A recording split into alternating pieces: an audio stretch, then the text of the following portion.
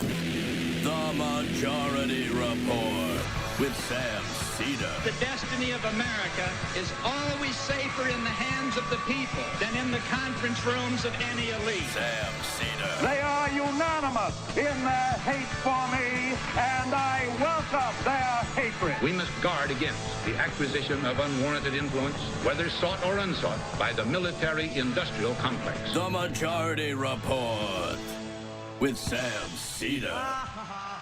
And I get the feeling you've been cheated.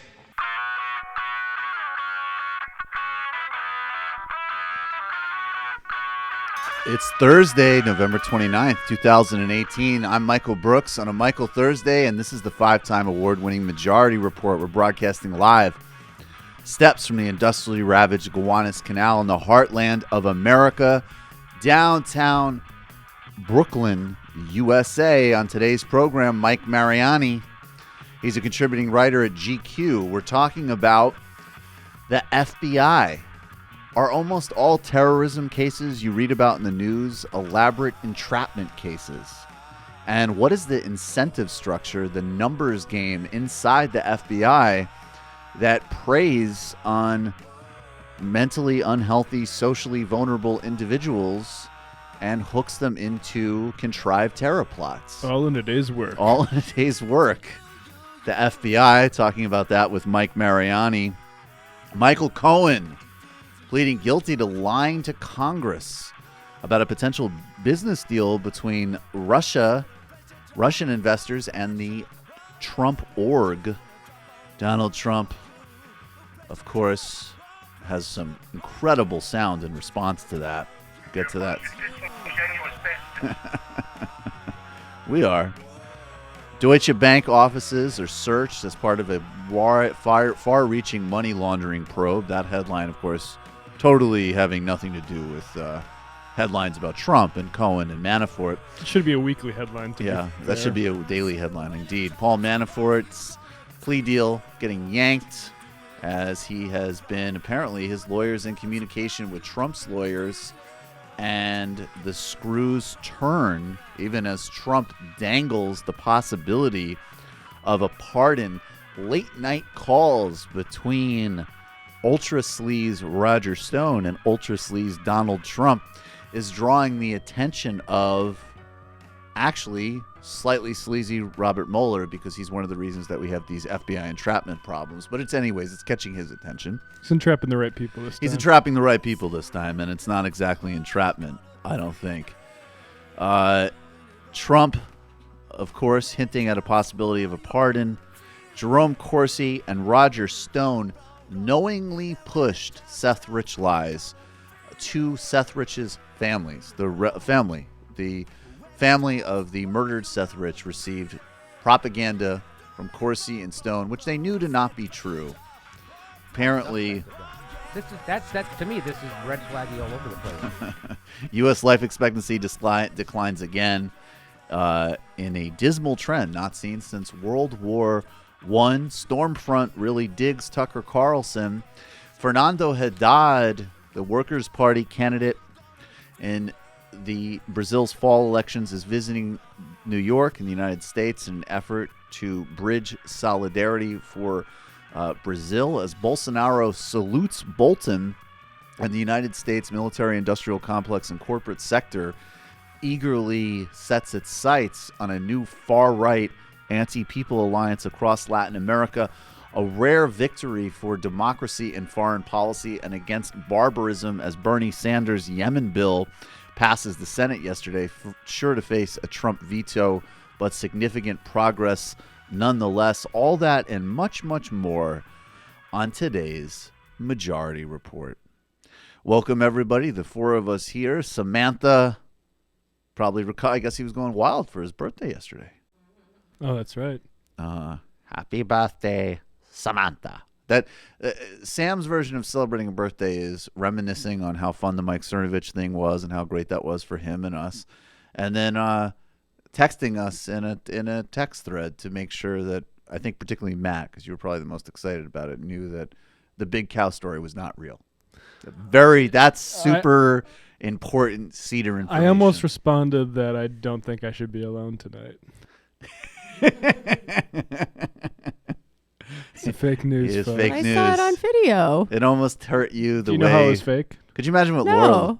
I kind of suspected this, but the cows surrounding it were especially like minuscule. Did you really suspect it was fake? Because I recall you being pretty gung ho about it, man. I was more gung ho about the prospective TMBS YouTube title, which was "Giant Cow Baffles Marxist Economist," because we had Richard Wolff in studio. That is a really good title. and I really wanted that, but alas. Fair enough. So Michael Cohen has copped a plea. Specifically, this is actually separate from the whole Stormy Daniels thing, which is I think has been our main exposure to Michael Cohen and Trump's legal troubles in the last couple of months. But this is specifically around lying to Congress around the timing of a Trump possible joint venture for a hotel in Russia.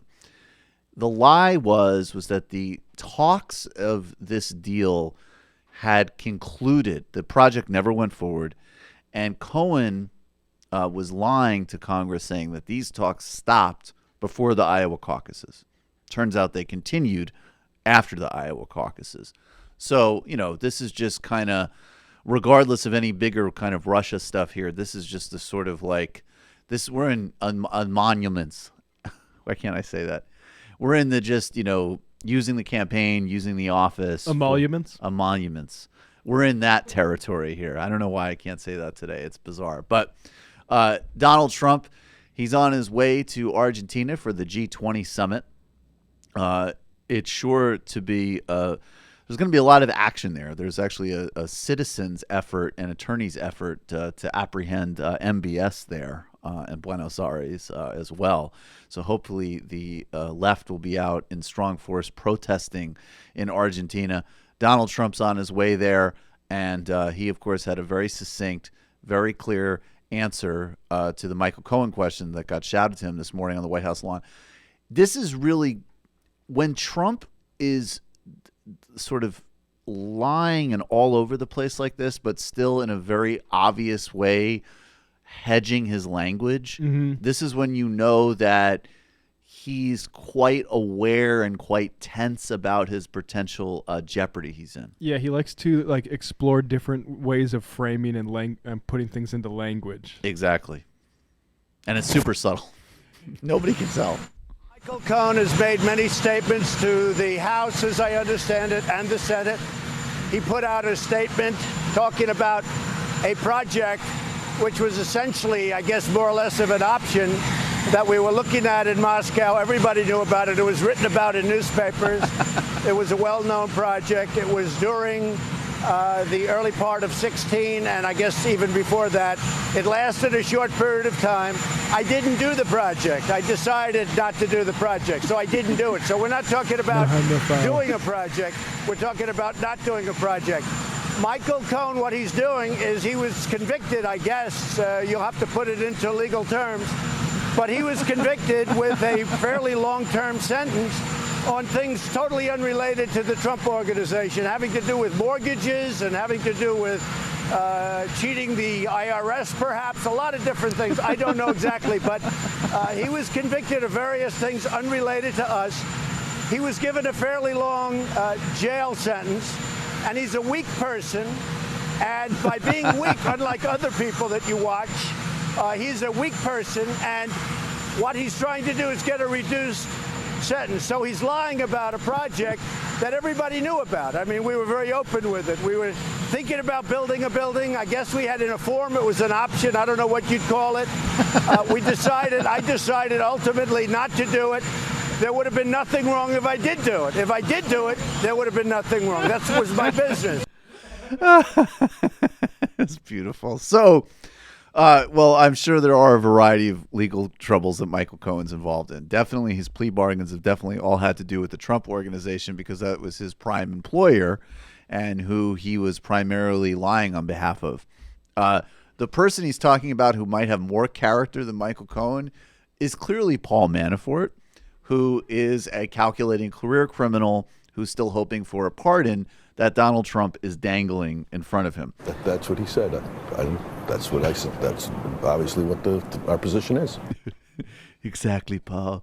And so, and just to add to the, comedy of lies here, we now have, you have one son who is clearly the product of neglect and whatever ultra bizarre emotional and psychic issues are going on in that house.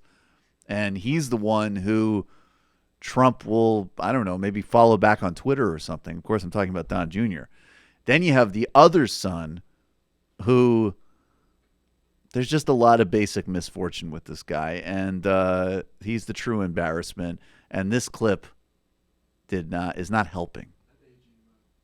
Every time there's an international incident, they say, well, the president's too nice to Vladimir Putin. That's because he has so many investments in Russia. He says he's too open to letting this investigation play out. That's because he has investments in Saudi Arabia. You're running the Trump organization. What's the reality? There's zero investments in Russia. There's zero investments in Saudi. We have absolutely nothing to do with those countries. And by the way, my father's been tougher on Russia than probably any human being in the world. That's what happens when you give offensive weapons to Ukraine, right?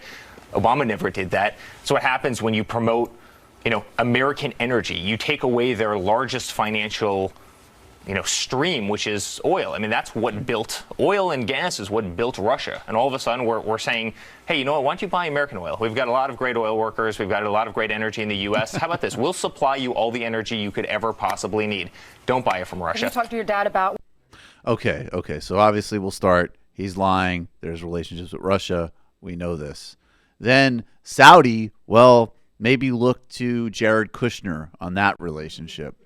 Then there's, okay, yes, this actually is important to bear in mind for the resistance types. And I'm not somebody, I think that people needed a much smarter, more nuanced perspective about what happened in Ukraine several years ago. There was obviously a fascistic far right that opposed a Russian presence there, but there was also a left-oriented democracy movement, and it's complicated. And I'm not interested in excusing Russian Monroe policy any more than I'm interested in excusing U.S. Monroe policy in terms of controlling its neighbors. That being said, it was great that Barack Obama didn't fuel that conflict by giving offensive weapons to Ukraine. And there's a lot of neoliberal hawk idiots, and that was a subtle but hugely important difference between Obama and Hillary Clinton, because she did want to ramp up the weapons capacity of what's sent to Ukraine. So if this becomes another thing where you're pushing Trump to cover up these bizarre connections, which really are going to amount to questions of oligarchy and corruption with the Russian regime, to fuel an ultra-hawkish NATO expansionist policy, along with what he's already doing with arms control, that would be, well, just be polite, very short-sighted. And the third point is I don't think any oil-producing country that is blocking the transition to a post-fossil fuel world is going to be extremely happy with the Trump administration's approach to energy, including Russia.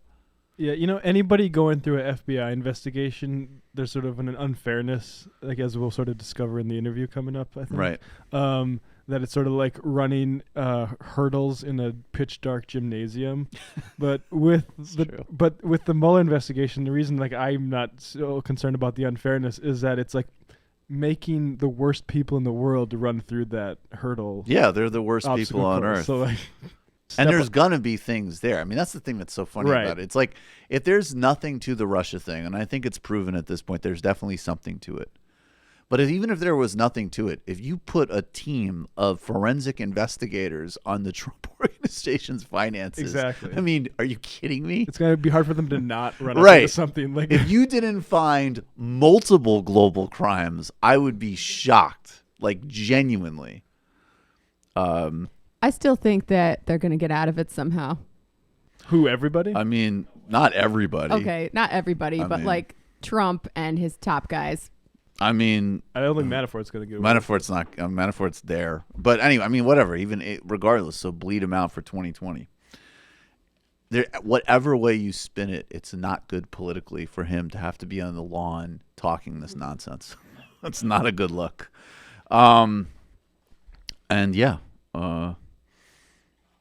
elites usually get away with things. 2018 has been a difficult year for human rights, but have you ever wondered how rights abuses are documented around the world? You probably have, with the sheer volume of global crises we're seeing, from civilian casualties in Syria to ethnic cleansing in Myanmar to the caging of children on U.S. borders.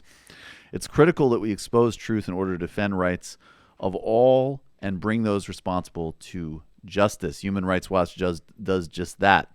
They're an independent, nonprofit organization known for their accurate fact-finding, impartial reporting, and targeted advocacy, often in partnership with local activists and human rights groups. They accept no money from any government, but rely on the support of informed, dedicated people just like you. So if human rights are important to you, visit hrw.org/majority to make a donation and support its vital work around the world. When you do it, not only is your gift tax deductible, it will be matched dollar for dollar until 2019. That means your donation will go twice as far to advance justice and defend the basic dignity of the people who need it most. Again, that's hrw.org/majority. We'll be right back with Mike Mariani on the Majority Report.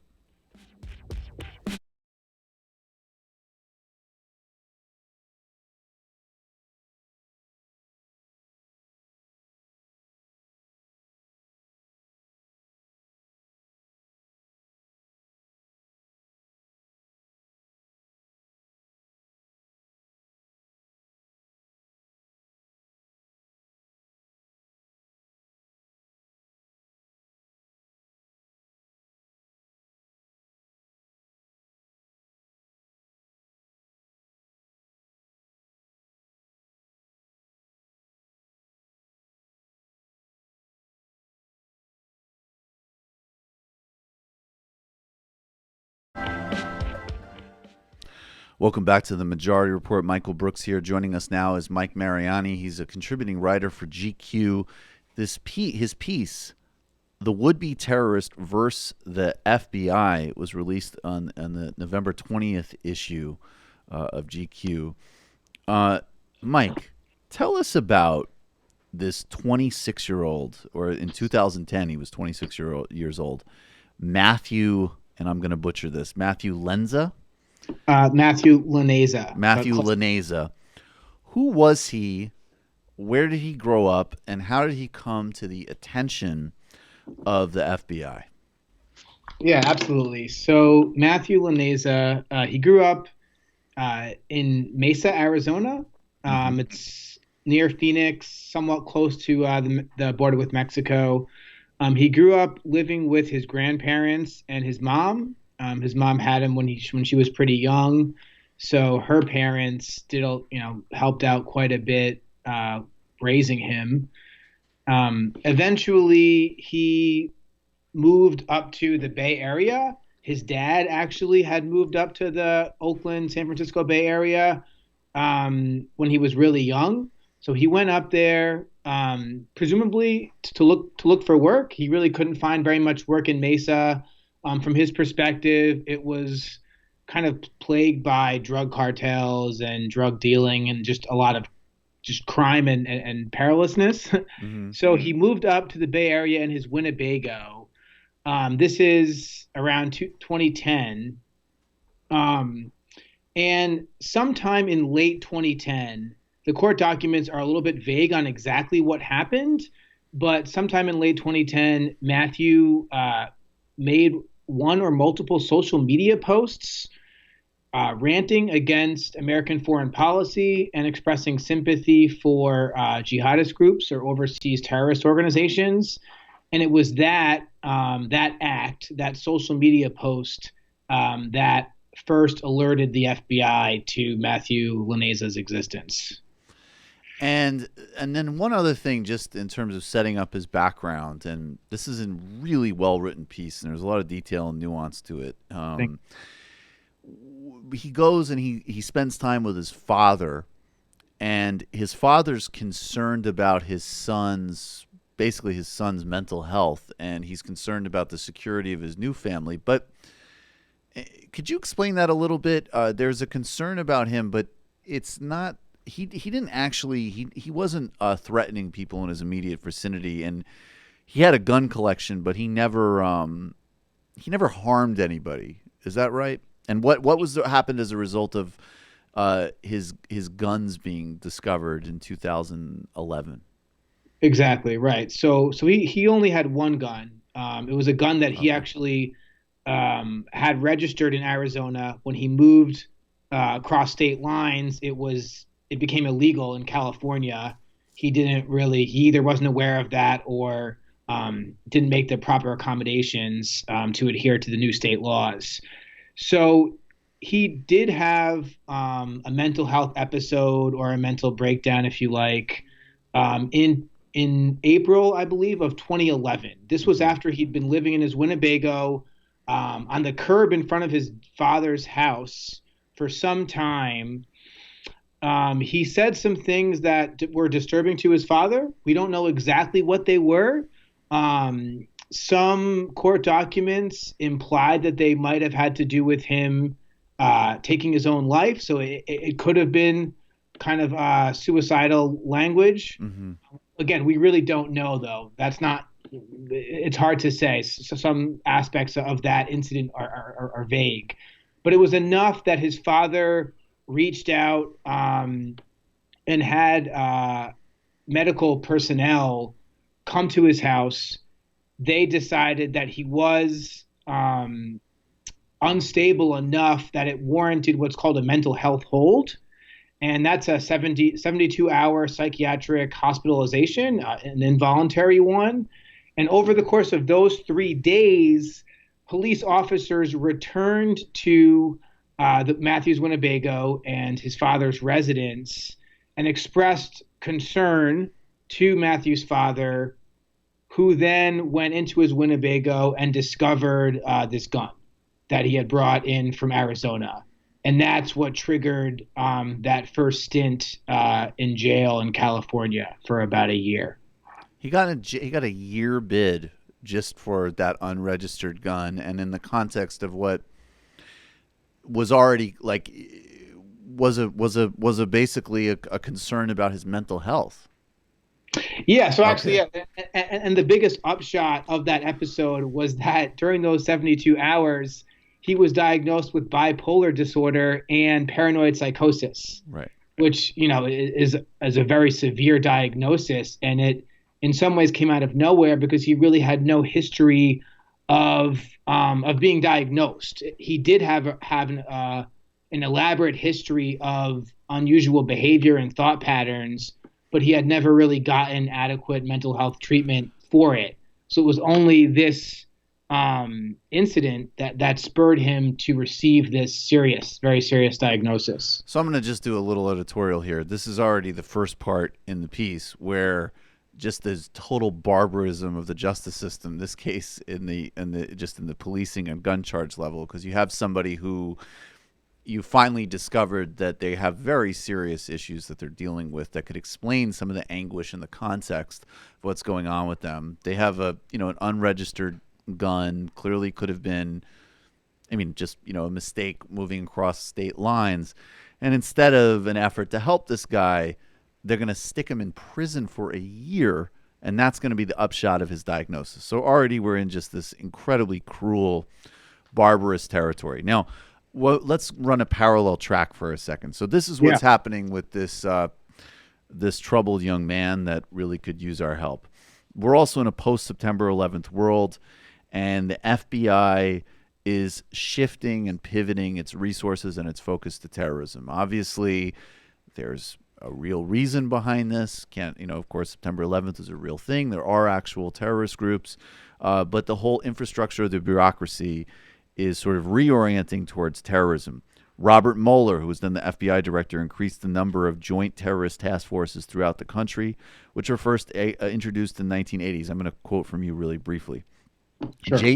JTTFs work to ferret out terrorist plots through monitoring, surveillance, investigation, and not least the cultivation of sources on the ground. These sources, known as informants, work to get close to individuals as a group or task force believes may be capable of committing a terrorist crime.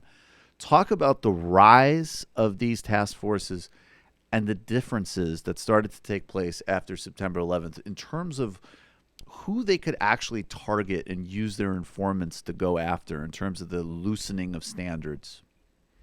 Yeah, absolutely. So In addition to reporting on Matthew's story, I obviously did want to parallel that with how things had changed since 9/11 in terms of the FBI, its counterterrorism division, and its sting operations. One of the people I reached out to is a man named Michael German, who was an FBI agent for, I think, maybe 12 or 13 years, and now is a really strong whistleblower, basically, for its behavior, its tactics, like you said, its standards since 9/11. What he told me is that when he was there, which was primarily in the 90s, in order to initiate a sting operation, which was what was initiated on Matthew, FBI agents needed to either prove that a group or an individual was actively planning to commit a crime or was explicitly connected to some sort of criminal or terrorist organization. One of those two things, or both, had to be in place for a sting to be launched. Now, if you look at some of the cases since 9/11, there's about 870 of them, of individuals being prosecuted for terrorism offenses.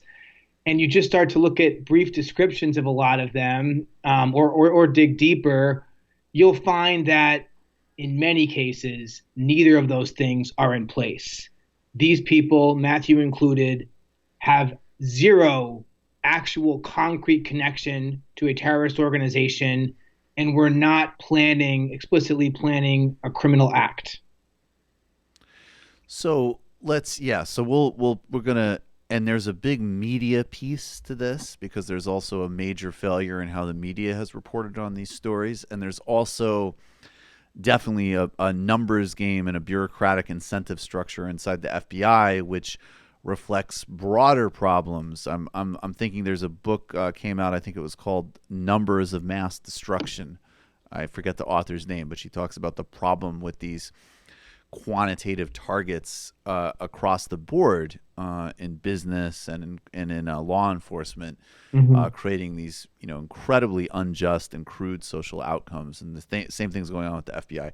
But let's go back to Matthew. So Matthew leaves jail after a year. Now he has a criminal record. So in addition to serious issues he's dealing with, both in terms of his mental and emotional health and his ability to have stability, not trained, not educated, and now the stigma of crime, right? So and the trauma of being in prison for a year. I mean, God knows what only happened there. And all of a sudden he lucks out, or appears to luck out. And this is in some ways another gut punch if you're reading this with any empathy. He gets offered a job, he basically working for a small plumbing outfit. Explain that and what emerges out of this plumbing job. What's really going on there? Yeah, so he gets out of prison. He has the felony on his record, or the crime on his record. There's the stigma, but more importantly for him, there are all the fees and costs associated with going through the court system, going through the criminal justice system. So he had to pay a monthly probationary fee. He owed his lawyer a certain amount of money. And there may be one or two other expenses that I'm not remembering. But it amounted to several $1,000s, which for him was a lot, that he had to find a way to pay for. And this is as soon as he's released from prison. Eventually, he did have to sell his Winnebago, which I'm assuming was his most valuable possession, his most valuable property to his name. And at a certain point, after he was released, he did find a job at a plumbing company in the Bay Area.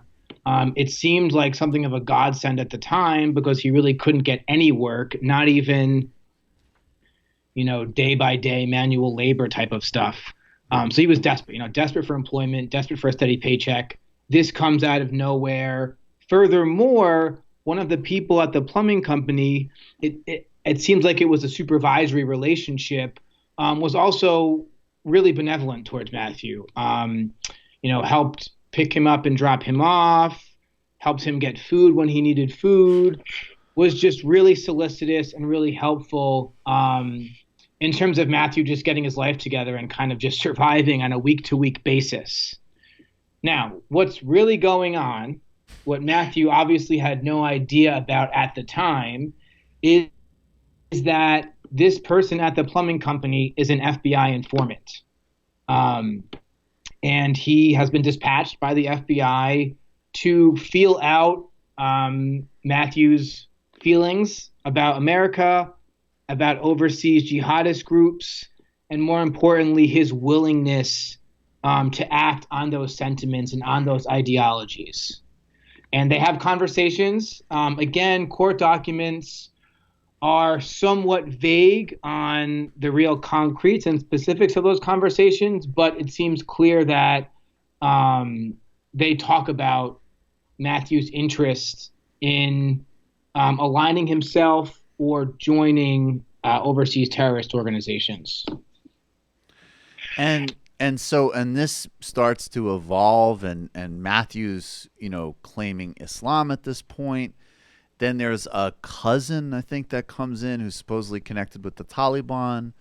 And they start to spell out this elaborate, and in this case, right, so I would say for me, just stipulating, and obviously some of these cases here where the FBI kind of takes a troubled person and sets up a scenario for them, that's a problem structurally. But, in some of these cases, obviously these people, even though it was all imaginary, they're agreeing to do acts that are heinous. They would kill a lot of innocent people. Matthew actually doesn't want to have, he wants to basically blow up a building when no one's in it, if I read you correctly. And then there's this whole fantastical scenario about how that will lead to an American Civil War.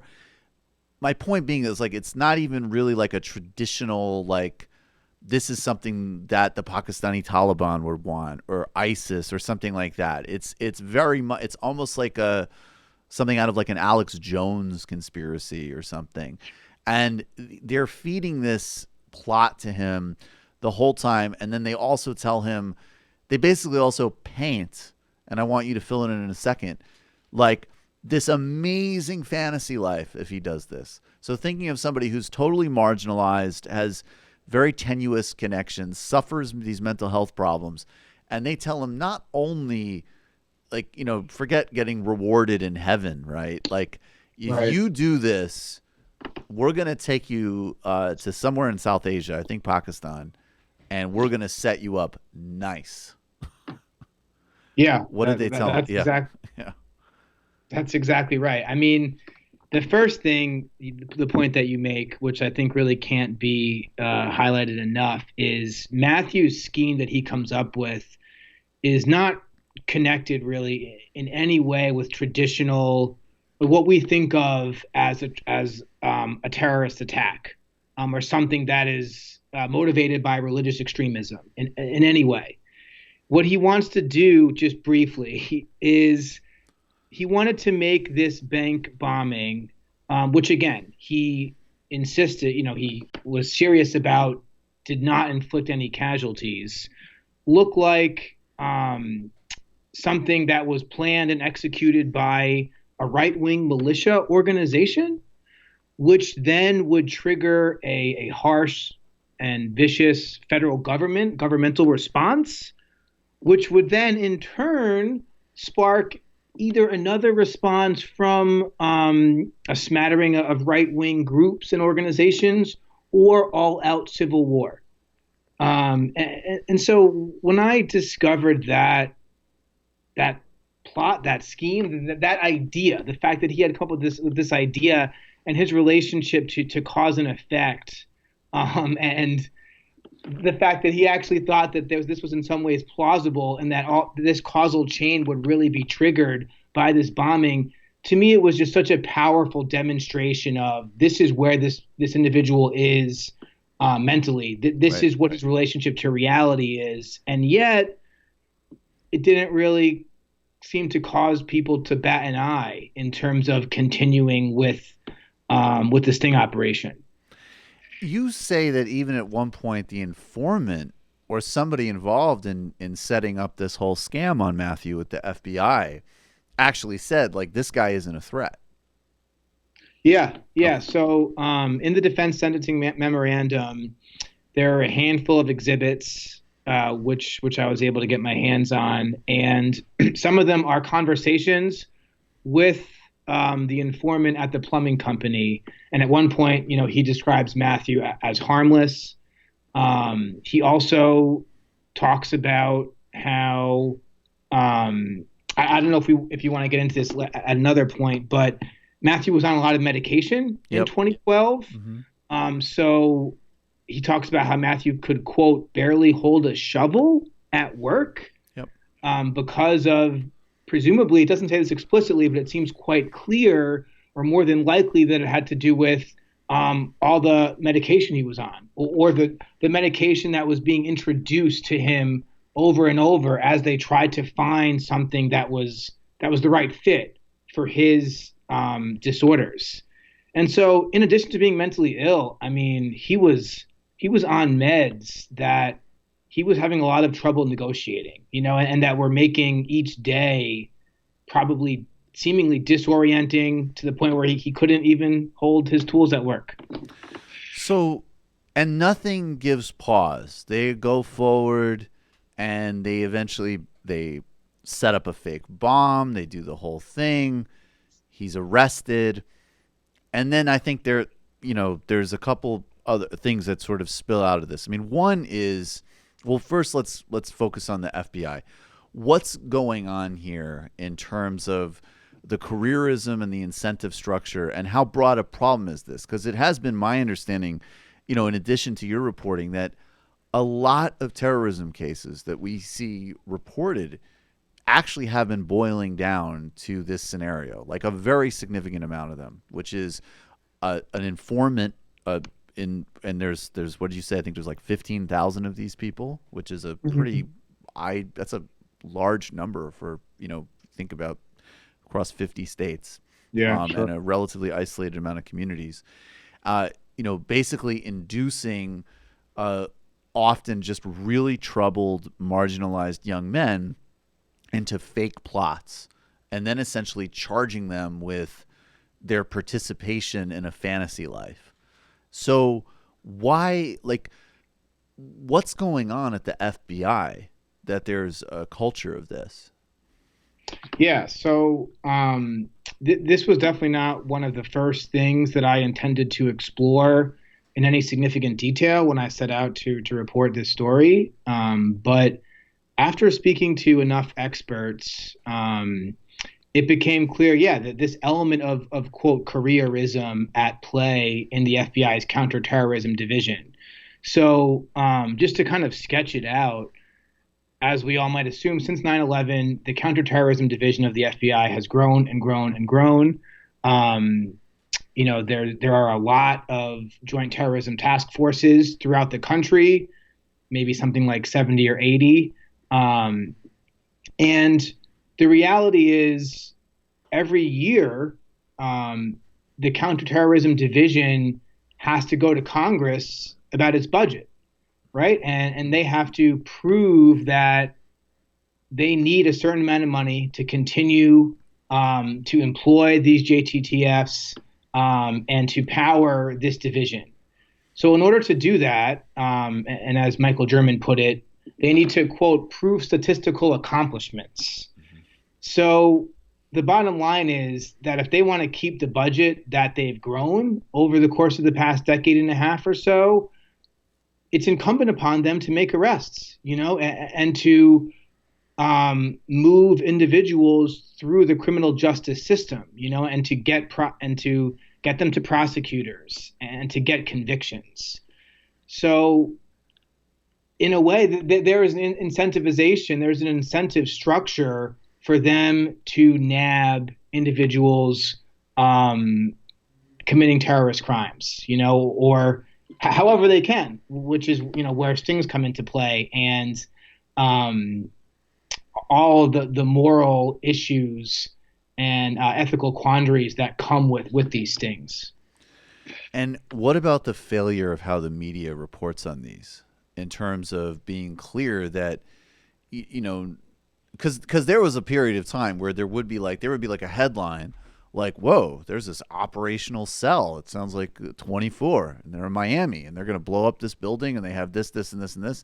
And then you'd read the article, and you'd be like, oh, it was like a group of guys who were really high, and they requested like special like Muslim ninja outfits, and the FBI just basically, just hustled some like, messed up dudes into a fake thing, and now their lives are destroyed.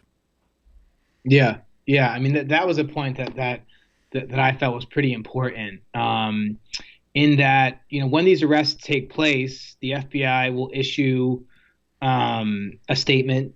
They may have a press conference. And at least for a while, it's evolved a little bit in recent years, but for a long time, this century, the media just jumped and lunged at the headline. From these statements, from these press conferences, and from these arrests. And there was probably a certain level of embellishment or exaggeration, maybe not on the part. It might have been on the part of the FBI. It might have been on the part of individual media organizations. But what it amounted to were these headlines that were misleading. There's no question about it. And the real problem occurs because it takes some time, even today, even to this day, for journalists and other people to really parse what's going on in these individual cases and make sense of, okay, you know what? This subway station was not actually about to be blown up, or this building, to kind of parse the nuances of what really was at stake. But the problem is that by the time people can make sense of what the stakes really were, the news cycle has moved on. So to me, that has been a real problem since 9/11, the fact that the media may only be infatuated by these arrests for 24 or 48 or 72 hours, and that's not enough time for them to, in many cases, to really make sense of, okay, what did these individuals or this individual really do, and what were the nuances between them and the sting operation that kind of facilitated this crime. So media is sensationalistic and bad, and they need to do a way better job, and people need to have media literacy. So this is like lesson 500 million of that. What about, the legal question? And I understand this is a lot more complicated how it actually plays out in a courtroom, and obviously courtrooms are very favorable towards prosecutors.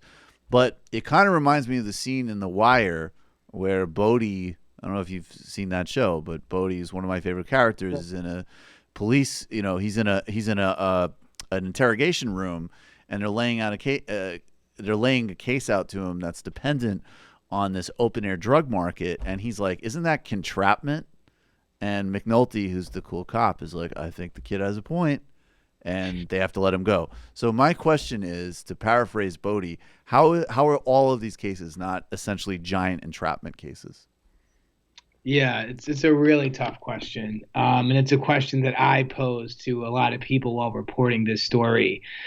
I guess the best way to distill it is to explain my understanding of what a defense attorney needs to do to win an entrapment case, to actually to stage an entrapment defense and win it.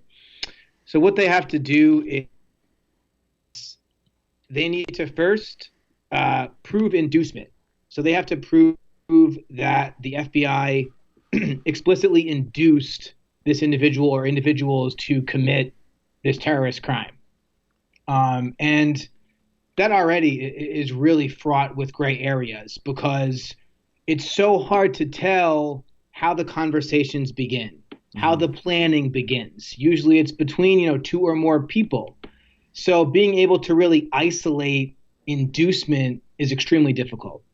And then the second thing that they have to do, the second bar they have to clear, is they have to prove that their client had no predisposition to commit this crime, which is also extremely difficult. Now, this didn't really come up too much with Matthew, but with speaking to the experts, I've heard that in some cases, proving predisposition is easy because it can be so vague. Right. So even if a defendant, went on YouTube and watched a jihadist video or a video that looks askew at American foreign policy, even things like that are only really dealing with their ideological growth, as teenagers, as 20-somethings, as young people, that in some cases seems to be enough to say, look, here's predisposition. Right. Even though that may have no connection to the specifics and the concretes of the actual crime. So, to jump through both those hoops is really difficult, to prove inducement and to prove that their client has no predisposition to commit the crime. And that's why it has never worked in a terrorist case. It has never worked. And even in the most ludicrous cases, it's never worked because we're in thought crime territory. I mean, because you really are just saying essentially like, well, hey, and let's make it really high quality here. This guy watched he watched a Noam Chomsky video on U.S. supported coups. That seems hostile. Right. I mean, that's right. That's the logic of it. Exactly. Yep. And those are just, that's like an intellectual, it's like, it's the world of ideas. Right. And they're seemingly using that in some cases from my reporting to prove just predisposition. Right. Okay. So it's really clear what the situation is, and it's very clear what the incentive structure is. This piece is excellent. There's also a piece, I think it's called The Terrorism Factory. It's a book, if that's The Terror Factory by Trevor Aronson, which came out in 2013, but you referenced, and that's still a really important book, holds up well for explaining this phenomenon. Yeah, absolutely. Where is Matthew now? Have you been in touch with him? And what, as this system from the local police to the FBI have just been totally grinding and, destroying this human life. Where is he? What happened to him? Have you spoken to him? Yeah. So he's at federal prison in Oregon. Oregon's one federal prison. Over the summer spring and summer when I was reporting this story, I reached out to just about anybody I could get contact information for in his family, and then him too. And the one person I actually was able to get through to was Matthew. We spoke through email, and then we spoke on the phone, and I had maybe 12 or 15 phone conversations with him over the course of the summer. He's going to be in prison for another 7, 8, 9 years. I don't know the specifics of if there is any eligibility for parole. I'm not sure if there is in federal when dealing with federal crimes, but yeah, he's there. He's there for a long time. I think that when I spoke to him, it was probably one of the first times that he was really revisiting what happened in 2011, 12, and 13 and trying to kind of analyze it and examine it and make sense of it. I think it happened so fast. His mental illnesses and his medication may have made some parts of it a blur to him. And he just was trying to dissect it on the phone with me. Well, and also and I just, when in the interview with him and people read it, like, it's the way even you can kind of trait some of the things that he's been afflicted with in terms of just going right back to the beginning of the interview, like his misperception of just how dangerous and baroque his environment was of Mesa, Arizona, like really thinking that, like, experiencing the world like it was like a scene in Sicario over and over and over again, lines straight up to this delusional plot, right? So up till his interactions on the phone with you, where he still has a lot of, very serious paranoia about the world. And of course, what's just so depressing and gutting about it is that intuitively his paranoia becomes right, because in fact, one of the most powerful agencies in the United States and his false friends all are actually on a conspiracy to destroy his life for their own, various forms of advancement. And that's kind of the most gut-wrenching irony of the piece for me. Yeah. I mean, you kind of pinpointed it perfectly. It's like this moment of poetic injustice or something where he's been delusional his whole life. At least from what I was able to report and to discern. And he has overestimated the level of danger around him for such a long time. And then suddenly it all comes to a head, and his paranoid thinking actually perfectly matches the schemes and the plots taking place around him with him as their target.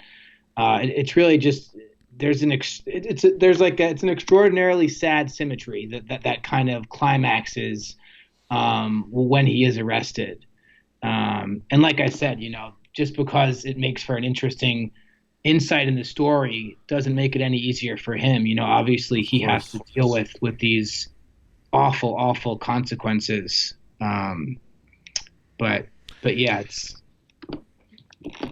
Mike Mariani. The piece is The WouldBe Terrorist versus the FBI. It's in GQ. It's indispensable reading. Please go out, read it, share it widely. It's a very well written, very human story, which opens the door into this really enormous abuse by the FBI, the terrorism complex, and federal prosecutors in the post 9/11 era, and the human costs of it, as distilled in Matthew. Mike, really appreciate your time, man. Thanks so much. All right, thank you so much for having me. Of course. All right, folks. I love how this show is so skewed in a way that where I want to go after that was really, it was a gut-wrenching piece. I read it last night, and I had to pace around the apartment. It was so upsetting. And now having that same experience in the interview. And you know how we go into our defense mechanisms when we're feeling stress? So I love Judy, totally. So please do not. But I did want to go into don't you love fucking Robert Mueller? I was like, no, I don't love fucking Robert Mueller. God damn it. Seriously. I'm glad that the same tricks that have been used to terrorize the mentally vulnerable are now being used on the worst people on earth. That's beautiful. I'm all for that. But no, I do not like Robert. What's good is the resources are being. Yes. Those resources shouldn't be there in the first place. Indeed. But as long as they're there, point them in the right direction. Point them at Trump Inc. Indeed. Trump.org or whatever the hell it is. That still doesn't make it worth it that we have these institutions. No, it really does not. Okay, now of course you really. Okay, here is Brian Krasenstein, who is a well-known former multi-level marketing guy and now a leader in the resistance, right? Yeah. He has him and his are they twins? His brother. I think they're twins. They have a website called The Hill Reporter, which is very funny. That is so brilliant. Because that's so great. when you see that in print, it looks as if they work for The Hill and they're reporting for it. They are. The thing is I've called the Krasensteins out for being grifters a number of times. And they Twitter searched their name, so they'd be like, "What did I say that was wrong?" and the truth is that they're actually, despite being, I think, transparent grifters to me, they're very good at it. They clearly get. They results. might sincerely believe it. They might. They could. Yes. They might believe in multi-level marketing. They might believe in the FBI. Grifting can be unconscious. That's just one more example of why intentions don't matter. Grifting can be unconscious. I mean, look, intentions. I'm not 100% on board with the Seder position of intentions are totally irrelevant. They do matter. They're emotionally and interpersonally relevant. And they matter when we frame some of our opponents. But Brian, the Krasensteins are not inside the tent. It reminds me of that protest. I saw a picture of a guy holding up a sign at one of the Russia-related protests that just said, "I love laws." Like, you fucking nerd. Come on. I love laws. Jesus Christ. That guy is the reductio ad absurdum of the resistance. And that is also where, on a sort of psychic level, Trump speaks to more elemental human truths. And Although then they're like, laws aren't fun necessarily. I would like to show up at a protest in the I love regulations. Yeah. I mean, it's possible. I love the regulatory state. It's possible that was, an Antifa guy who had to make a new sign real fast as a disguise after smashing a Starbucks Yeah, the or most something. unconvincing. That would be fucking funny if everybody, like a black bloc It's a person, black bloc person they going just, like, undercover. brick a Starbucks and Yeah, for black. put on a cardigan and it's like, respect the FBI. For the black bloc, going undercover is taking your mask off and having a really lame ass. Yeah. Well, there Sort is of a like, movement. wait for the Mueller report. There is a sort of a movement now to have like a normie block so they can't really tell who you are, which I think is much smarter. That would be much smarter. That's very smart thinking. That I should mean, be. the IRA had Sinn Féin, guys. I mean, look, the optics of these things is secondary importance to the underlying, material concerns, et cetera, et cetera. But there's something to be said about, like, look at the picture with the Ferguson girl with her prom dress on, right? Like, that was big, right? Exactly. You got to play the media game to a certain extent if you're going to be playing the 100%. game. You got to do the people who came out the day after Charlottesville, suburban people being like, get the fuck out of here, you racist morons ruining our town. And that's also to counterpoint, because you never can count on NBC to cover it right. So they'll have the Identity Europa guy and be like, well, what do you know? He brushes his teeth and he hates Jews. He says he's not racist. Yeah, he says he's not racist. Whoa. But you got to play that game. So therefore, you do need the equivalent of... There's a reason they play I'm that a game. normal person who happens to have taken World War II seriously. Like, I trust Captain America. Therefore, I hate fascists. I'm going to signify Thanks for to you me, Frank. right up front that we don't have a lot in common. Yeah, exactly. And it's just not good strategy. On Tuesday, we had an amazing time with Professor Richard Wolff, and now you can get all... Will you want to just throw that up for a second, Matt? The Michael Brooks Show YouTube page. Just want to say for a second that there's a huge amount of clips there now. So you can really get a feel of the show. And no ads. And no ads yet. We haven't monetized it yet because our free speech is being hindered by YouTube. We're being suppressed and shadow banned. We're being suppressed and shadow banned. But yeah, look, we have pieces on Brazil, what needs to be said, the race, Democrats, race and economic anxiety. We have Richard Wolff, Woke Bros with Waz and I. We're covering why beer is ruining, capitalism is ruining beer.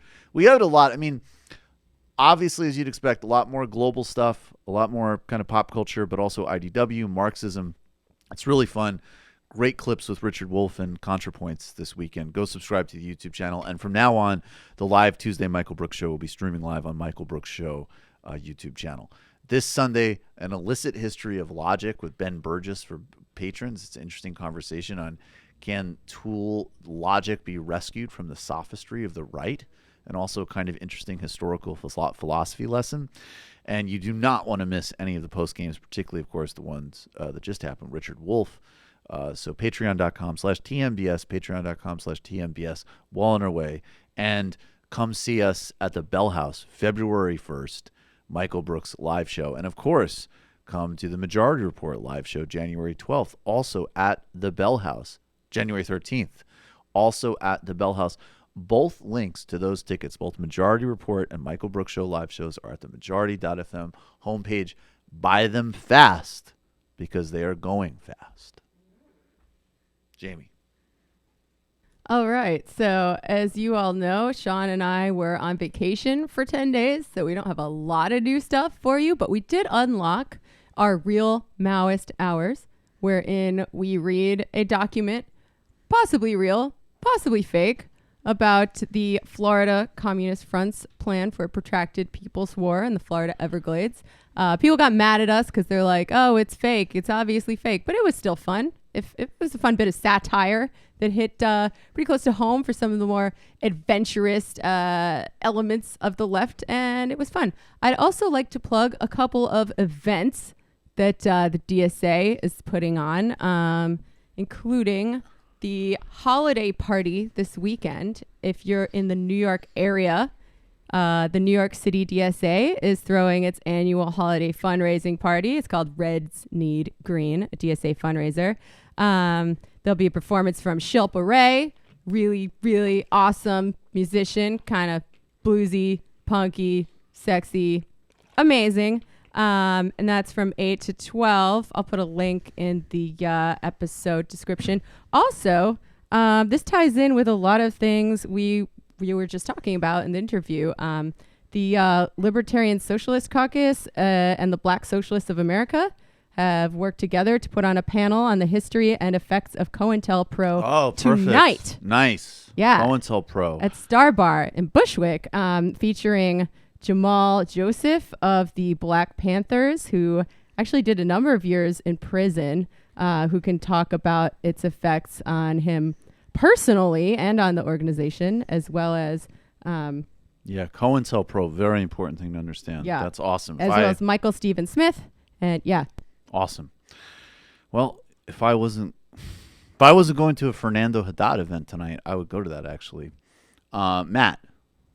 Literary Hangover is my podcast. And it's check good. that It's good. check that baby out. Short and sweet. All right, folks, we'll see you in the fun half.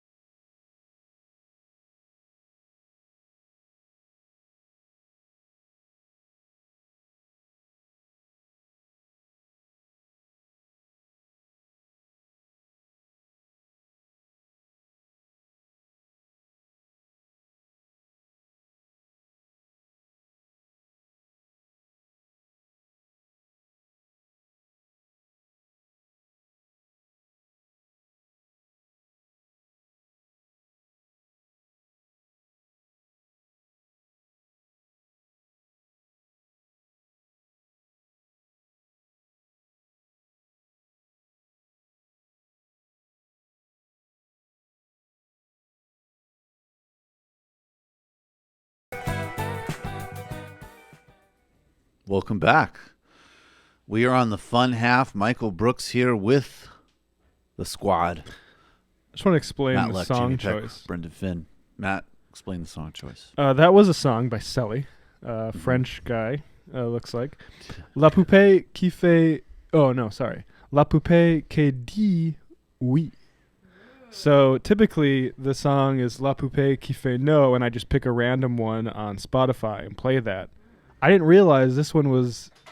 Which La poupée qui fait no in French means the doll who says no. No. Or declines. The doll who declines. And, because Faye... but I don't know. I La don't know any Poupée French. qui dit oui is the doll who says yes. Ah, you found her slutty sister. Yeah, exactly. Jeez, Jamie with the slut shaming. That'd be funny. Like, I'll find your sister. Sluts are great. Should be the follow-up to the song. I've reappropriated it. So, I was a bit confused because I thought it was going to be the same song. Amber Rose reappropriated it. That was who I was thinking of. A lot of people did. It was Amber Rose. Don't steal valor. I would never steal Jamie slut valor is from stealing Amber Rose. Amber Rose's valor. It's There's disgusting. enough valor to go around. I think the Krasensteins. The Krasensteins. Not a zero-sum game, slut valor. No? Okay, I'm going to explain. A lot of white girls, they want to be the ones that got rid of slut shaming. And they feel very uncomfortable with Amber Rose. I like, by the way, I really liked Sam Rogen. I feel like that bit has a lot of legs. Oh, should we also, quick before we really start getting into it? Yeah, what's up? I'm starting a campaign called #BootBoris. Boot. So we played on the show a couple days ago. Yes. Antagonize Boris Epstein. Sinclair Broadcasting has been sending must-run segments of Boris Epstein, who we like to make fun of here for being terrible at his job and basically a fascist propaganda. Yeah, bad person, fascist. And so he did a segment or two defending the gassing of tear gassing of children on the border. Right. And Sinclair tweeted out 18 hours ago, "We'd like to take a moment and address some of the concerns regarding a commentary segment by Boris Epstein that was aired on Sinclair stations this week. The opinions expressed in the segment do not reflect the views of Sinclair Broadcast Group, but it does reflect the views of something that they'll tell their affiliates to must run." Right. Sinclair continues, "When Boris segments are aired on our stations, they're labeled clearly as commentary." That it's true that the word commentary is clear on the screen, but what that means to Sinclair's audience is it says a commentary. I say the things now when the comment is below. We also offer our stations which offers an interesting word choice to use, because with Boris, they're not just offering Boris, they're saying you must run this or we will fine you. Right, I thought they were mandating it. We also offer our stations reporting from the Beltway and beyond that are not partisan or biased in any way. They finally continue. "If you have any concerns about any of our content, we genuinely want to hear from you." Genuinely. Yeah, okay. Sure. Above all, we are committed to fair, unbiased journalism across all our stations nationwide and a truly honored blah, blah, blah. So if you want, #BootBoris, go, you can find this.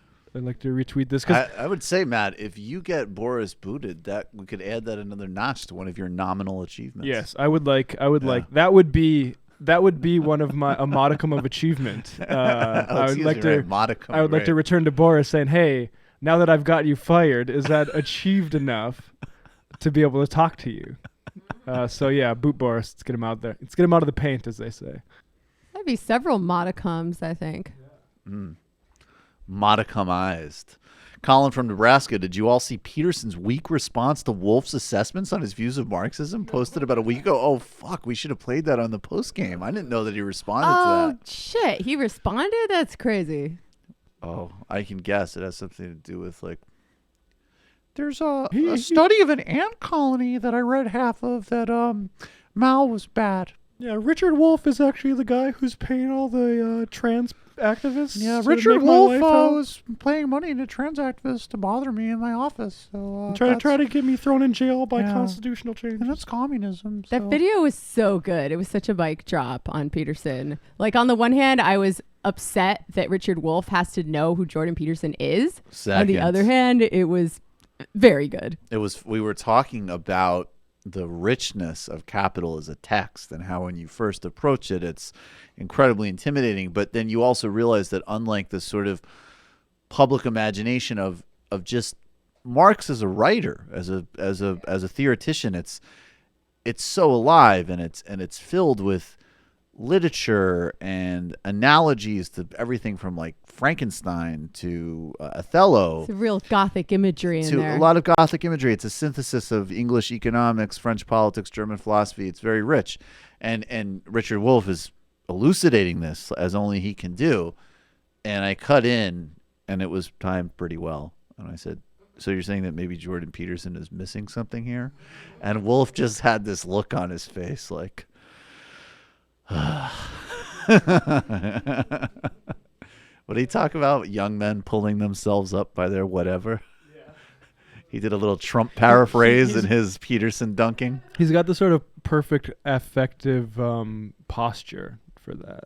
Like, it's sort of like it's a diss track that you kind of don't want to have to be doing, but you can just do it off the dome. Yeah, like a put upon professor having to explain something to a child. So while I am not a big Drake fan, and Pusha won, but the brilliant thing that Drake did in the first response, I forget the name of it.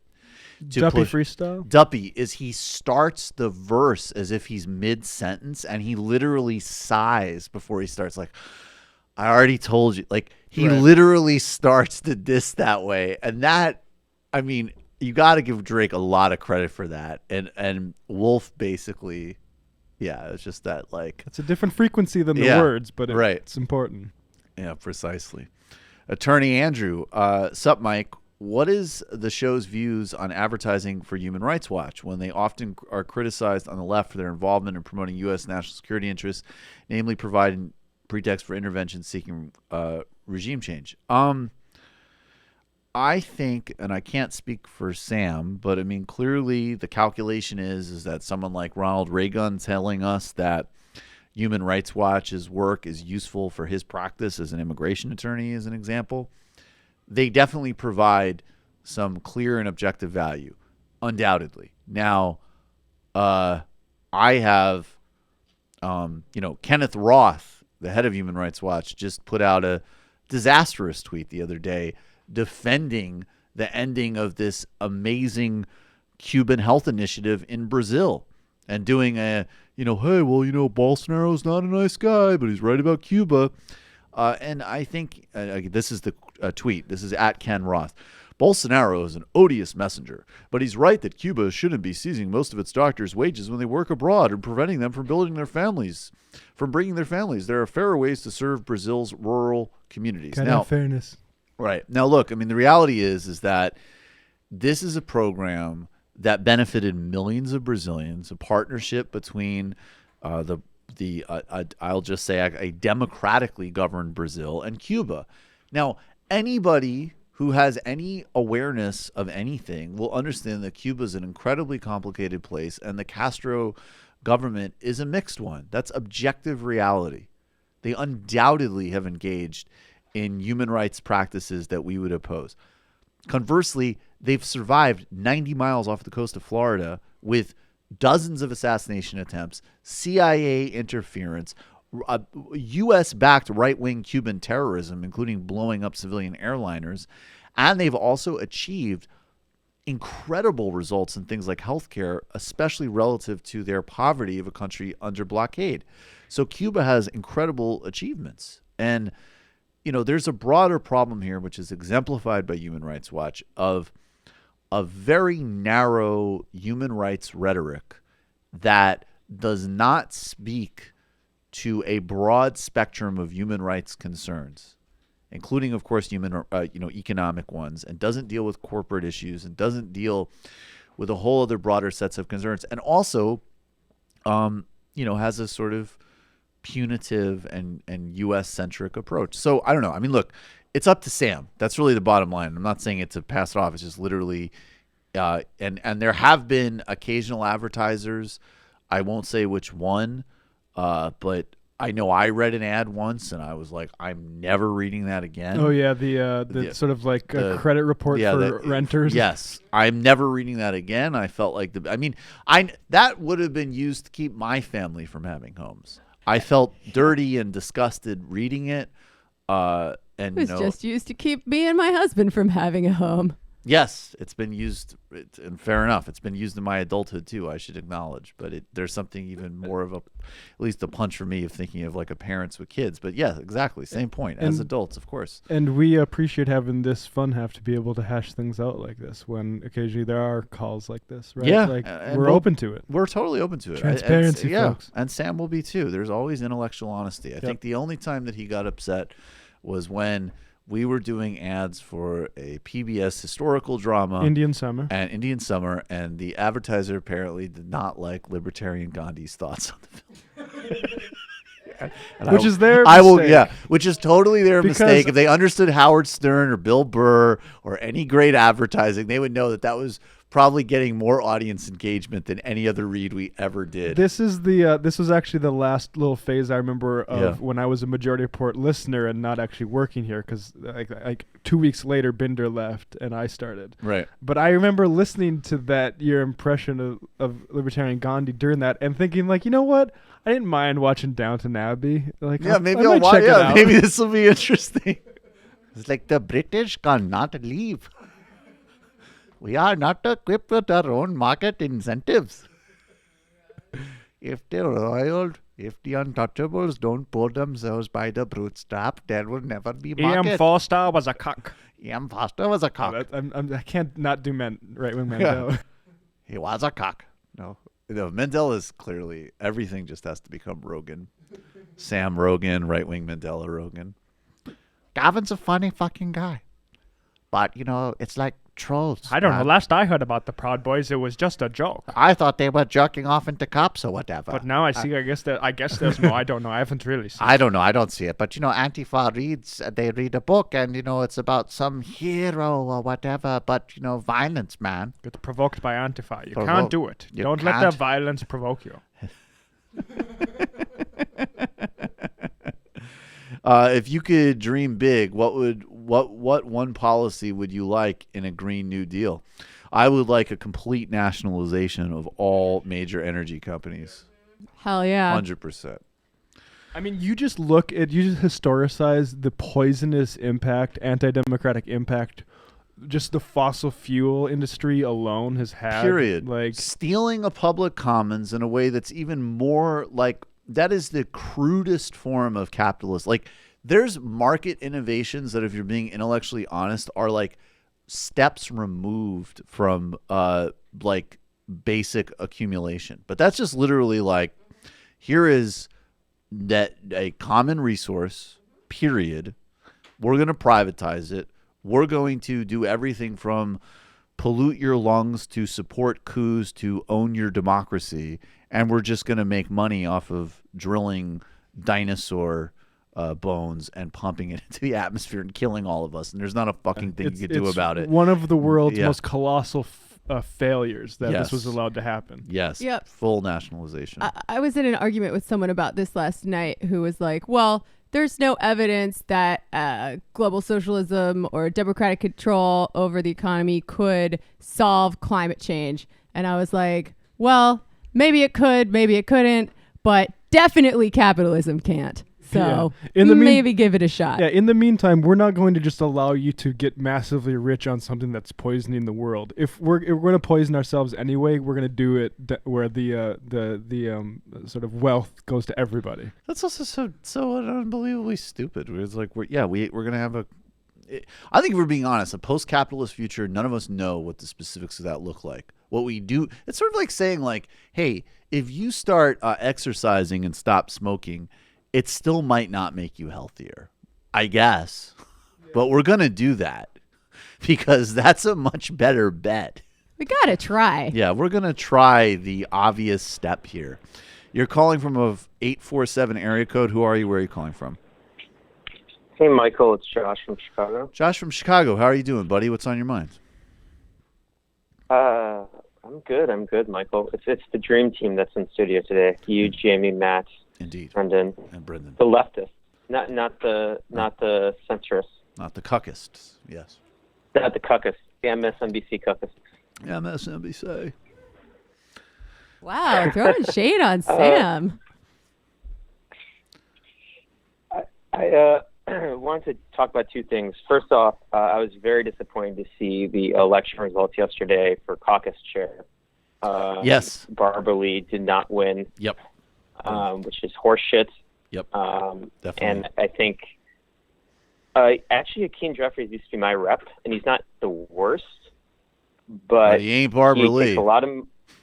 He ain't Barbara Lee. Takes a lot of money from charter schools, and I think this incoming class is looking up to someone like Barbara Lee right now, especially the incoming class of freshman Congress women like AOC, Rashida Tlaib, Anna Presley, and I guess it just shows that, first of all, this dude entered the race like 2 weeks ago, from what I understand, and it really shows that the establishment really wants to block any progressive movement within the Democratic Party in terms of like leadership positions.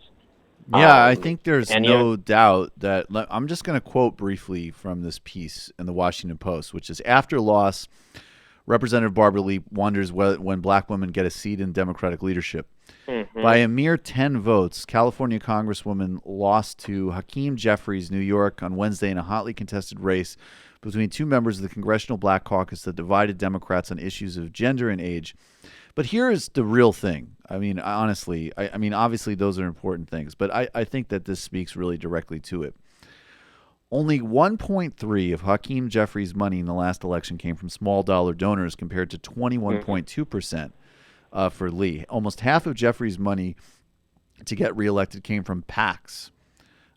So I think that, yeah, I mean, it doesn't mean that the process isn't still happening, and it doesn't mean that there isn't some movement and momentum. But the fact that Barbara Lee, who in addition to being a very good progressive, in addition to having a very good record, in addition to being someone, in the mold of, a real progressive with convictions who's been working it for a long time. Yeah, I think that that's fair to say.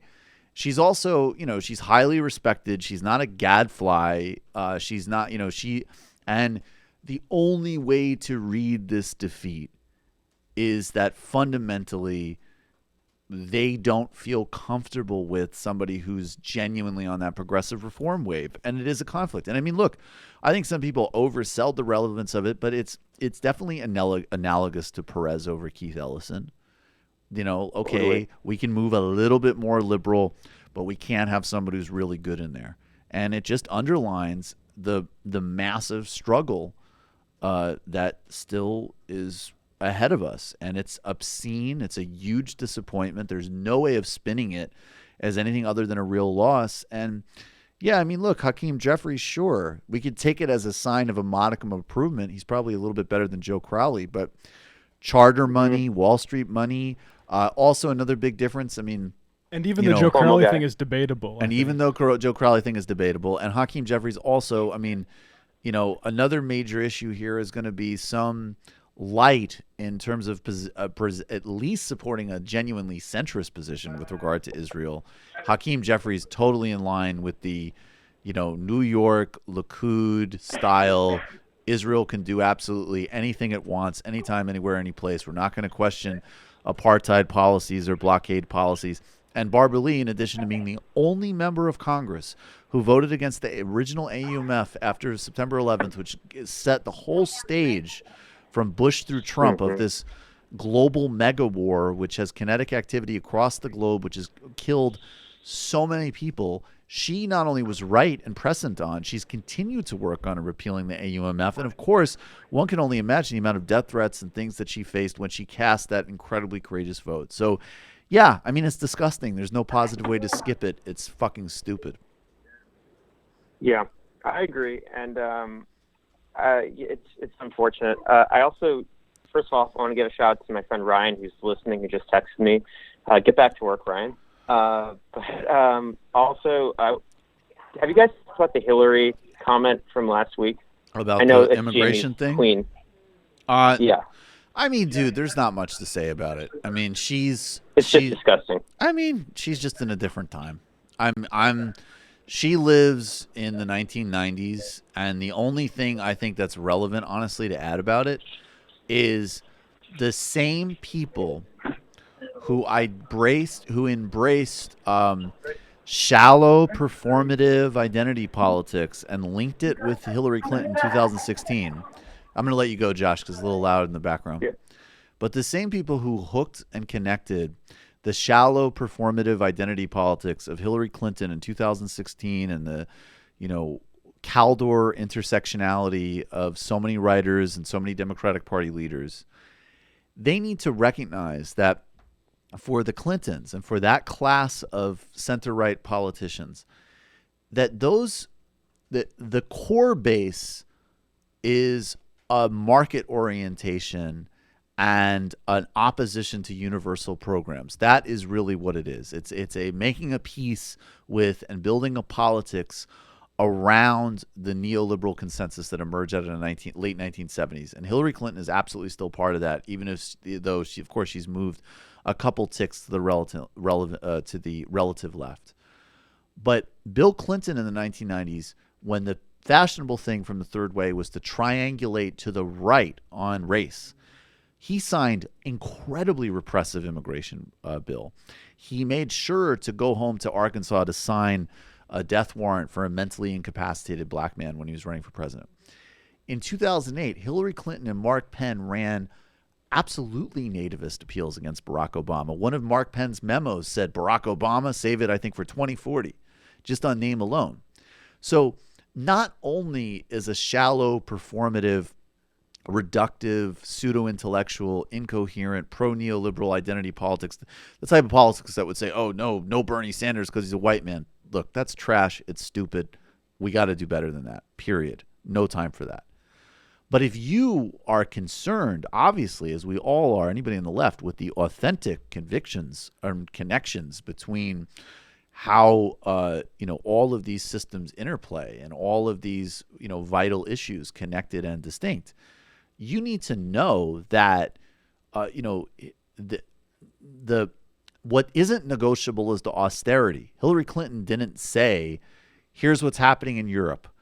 Austerity is killing us. And there's actually new research that just came out. Finally, some countervail, because there's been a lot of evidence that have been like, this stuff is driven by cultural trends in terms of the voting patterns. There's no doubt about that. But there's new research in the Washington Post that did show that, at least in Europe, people who vote for center-left parties, when those parties embrace austerity, those voters break for far-right parties. And so what Hillary Clinton could have said is she should have said, okay, there's two issues here. There's austerity, which is hugely unpopular, and we failed on, and we need to change our policies and at least be Keynesian. And there's immigration, which she's probably right about. Probably is politically unpopular, and it probably is hard to deal with in Europe, okay, in terms of reality. But we need to figure out a way of fighting on that issue and connecting it with labor struggles and connecting it so forth, because it's a value conviction we have. But what she doesn't do is she doesn't bring austerity into play, which could be a winner, and she goes right to this superficial appeal on immigration, which is the 1990s playbook. And that's why, even if you think that those types of politicians are going to be woke for a second, that's never durable, because it will go out the other end in a second. Yeah, it also kind of puts the lie to any liberal pretensions to being for the free movement of people because it's a human right? Like, she was perfectly happy to promote this neoliberal globalization world order vision when it made sense. And now that it's beginning to threaten the neoliberal world order from the left or from the right, she's pulling way back on it. Yeah, definitely. And the only other thing, and honestly, the other thing I'd like to just say, apropos of the Clintons and I think potentially Cory Booker, we're going to be covering Mark Epstein more in the future. Jeffrey Epstein. Yep. You could call it the real Pizzagate if you want. And this was a enormously wealthy hedge fund guy who spread his money around, and this is just money. There's no clear evidence of anything else, but associated with Donald Trump. There's even a clip from back in the day where Trump said, like me, Jeffrey Epstein likes, he really likes young women. I don't know if Trump meant the literally women as young as 14 years old that Jeffrey Epstein was sexually abusing. Jeffrey Epstein also flew around Alan Dershowitz and all sorts of other influential people on his plane. And they continued to have associations with these people even after he was criminally convicted on a slap on a wrist charges. I have the Trump quote. Terrific guy, Trump told New York Magazine back in 2002. He's a lot of fun to be with. It is even said that he likes beautiful women as much as I do, and many of them are on the younger side. No doubt about it. Jeffrey enjoys his social life. And his social life literally involved like grooming and mass child sexual abuse. There's a big... I want to just say with regards to the Clintons, just quickly, and then go elaborate on it. I want a Democratic nominee where we can use Jeffrey Epstein against Donald Trump and his administration. And I want to talk about it regularly. So I don't want somebody who... And I'm not saying anything else. There is no evidence of anything else other than Bill Clinton hung out on that plane a lot. And this is an associate. And that's one of the reasons that even if she wanted to, Hillary Clinton couldn't flip on Trump and say, I don't forget, this or that rude comment. You're going to talk about my husband. Check this out. Oh, shit. I can't say that because my husband also hung out with that guy. Yeah. I'm done with it. Come on. We need someone who cannot be made to look like a hypocrite. Yeah, I mean, bottom line.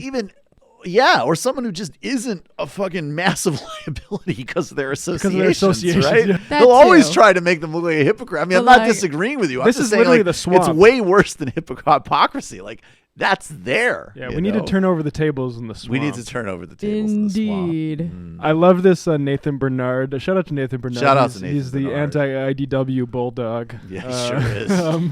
He posted this yesterday. The silence from Pizzagate fanatics Bumblejack and Posobiec and Weird Mike and Weird Mike Cernovich on Jeffrey Epstein is deafening. Really disappointed in them. And this is so true because look, I know that I'm on wax here on Majority Report of saying like there's a reason this isn't coming up during the campaign. Yep. And it's because they're both tainted by it. Because if Trump wasn't tainted by it, he would 100% have been tweeting out the links of Bill Clinton to Epstein, right? He totally would have been doing that. And it was one of the more interesting things to watch in terms of that mudslinging, that they both kept their hands off of it. Because and look, we call a truce on Epstein. And we all agree. And we can play this game where it's like Hillary. It's not Bill. It's Hillary, right? Get the fuck out of here with that. I don't have time. You know what? If you come to me in 2000, I'm sorry, finish your point, but I'm just going to say that's fucking over. Yeah, it's over, and it never was. Because the thing about people who wanted to make those arguments was it's like, look, the reality of Hillary Clinton's political career. First of all, it's a partnership.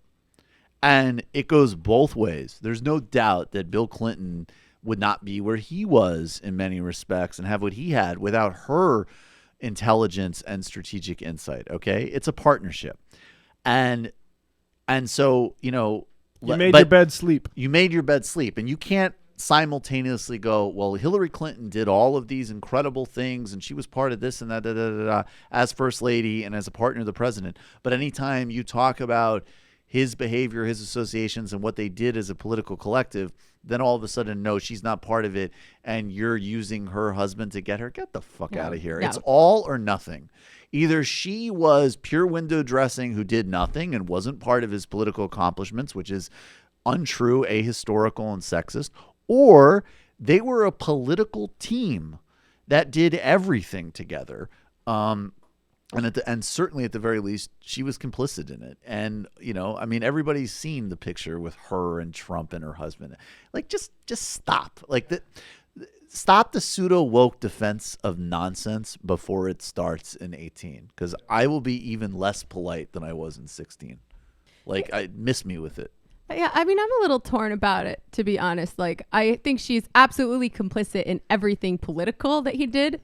But in terms of his, like, gross douchey behavior with women, I don't know. But Jeffrey Epstein is an example. Well, I don't agree with you, but we can table that. I'm saying Jeffrey Epstein, money was flowing to them. Jets were being used for things. So I'm not even saying if you fly on the Lolita Express. Yeah, that's fair. If when you account for the money part and the political connections, certainly. Well, and also just, but even in general, I don't, if and you are, your husband flies in the Lolita Express, and you know it, and everybody knows it. Yeah, I'm sorry, that's not just like, oh, that's his I think it's business. really dark. Like, yeah, that's honestly. actually super dark, and we don't, look, we keep saying we don't know. Maybe Bill Clinton's behavior was totally above board on the Lolita Express. But maybe it wasn't, and I'm not willing. The hell of an oversight, yeah, for an ex-president to make. I'm just saying, like, husbands hide all sorts of shit from their wives. No, it wasn't. If I knew in 2012 about those flights, she knew about those. I mean, I guess if Sean were revealed to have flown on the Lolita Express, I might have some questions for him. But maybe wouldn't want to hitch my wagon to his anymore. Everybody knew that he was flying on the Lolita Express for years, I guess is my point. And not even to mention the whole money dimension.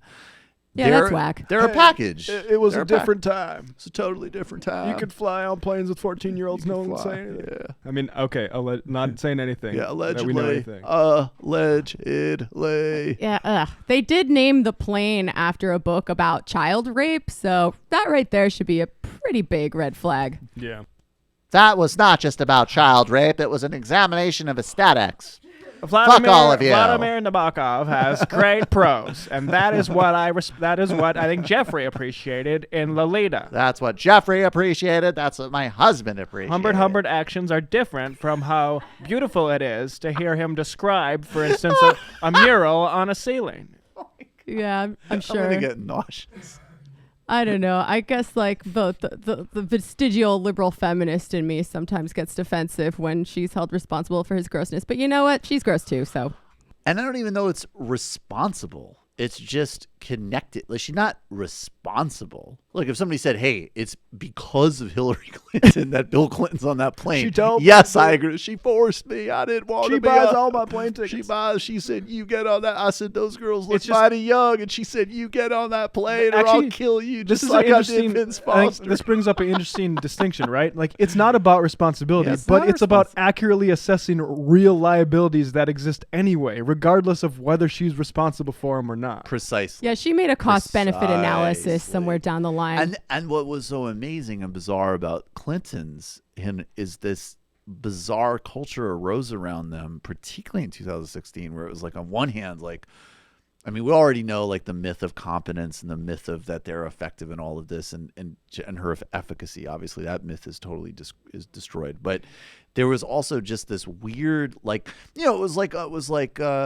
yeah, like, oh, you know, we got to go with them. They're serious. She knows how to take the fight to them. They know how to win. And then on the other hand, like, actually in this, I have to say, frankly, a way that was totally disrespectful of her. It might have meant like effective short-term silly point scores on Twitter, but like, no, excuse me. Hillary Clinton is one of the most powerful, sophisticated operators in modern American politics. Therefore, that's how she's sewed up the nomination. Right. Therefore, we talk about her involvement in things politically, and all of a sudden people, it was like the same way, like, you know, oh, Hillary Clinton, she's a boss. She can destroy anybody. Whoa, Bernie Sanders disagreed with her on the debate stage. Totally inappropriate. Like, people had this weird, bizarre. Have no scruples.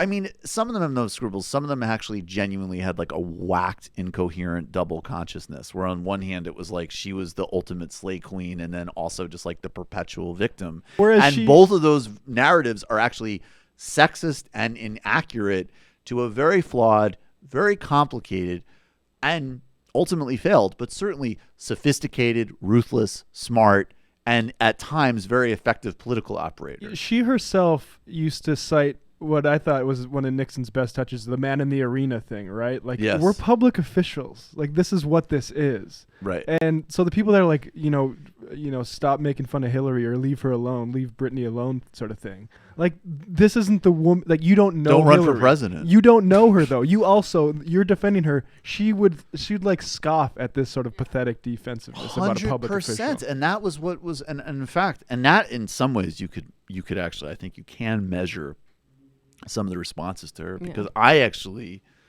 you know, lifelong not Hillary Clinton fan, but anytime she actually could, and this is where it was pure sexism, no doubt, but sometimes when she would like break her, I remember, I can never find this clip. In 2007, she's in New Hampshire campaigning against Obama, and I mean, you know, no love for her, right? I'm like in college loving Barack Obama, hating Hillary Clinton. And Chris Matthews, though, like even at that time, and even with all of my many blind spots as a straight man, which I will own, I could be like, Chris Matthews is a little weird when he talks about Hillary Clinton.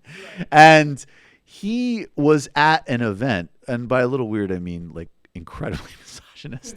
And so he was at an event in New Hampshire, and Hillary's campaigning, and he's like, he's got the mic. He's like, Hillary, like, why would you come on my show? And she comes over to him, and she has like this smirk on her face. She's like, oh, I won't come on your show. I wonder why. And she gives him this like condescending pat on the head. And I remember being like, I would still not vote for her. But if this is what Hillary Clinton, like if this is what she's about, I like that shit. Yeah. No, she's that's cool. But and that's totally the part where she's a victim of sexism. She could not be, I'm actually like a grouchy old person who doesn't have time for Chris Matthews bullshit. And that is totally the total gender dynamics that she couldn't do that. 100%.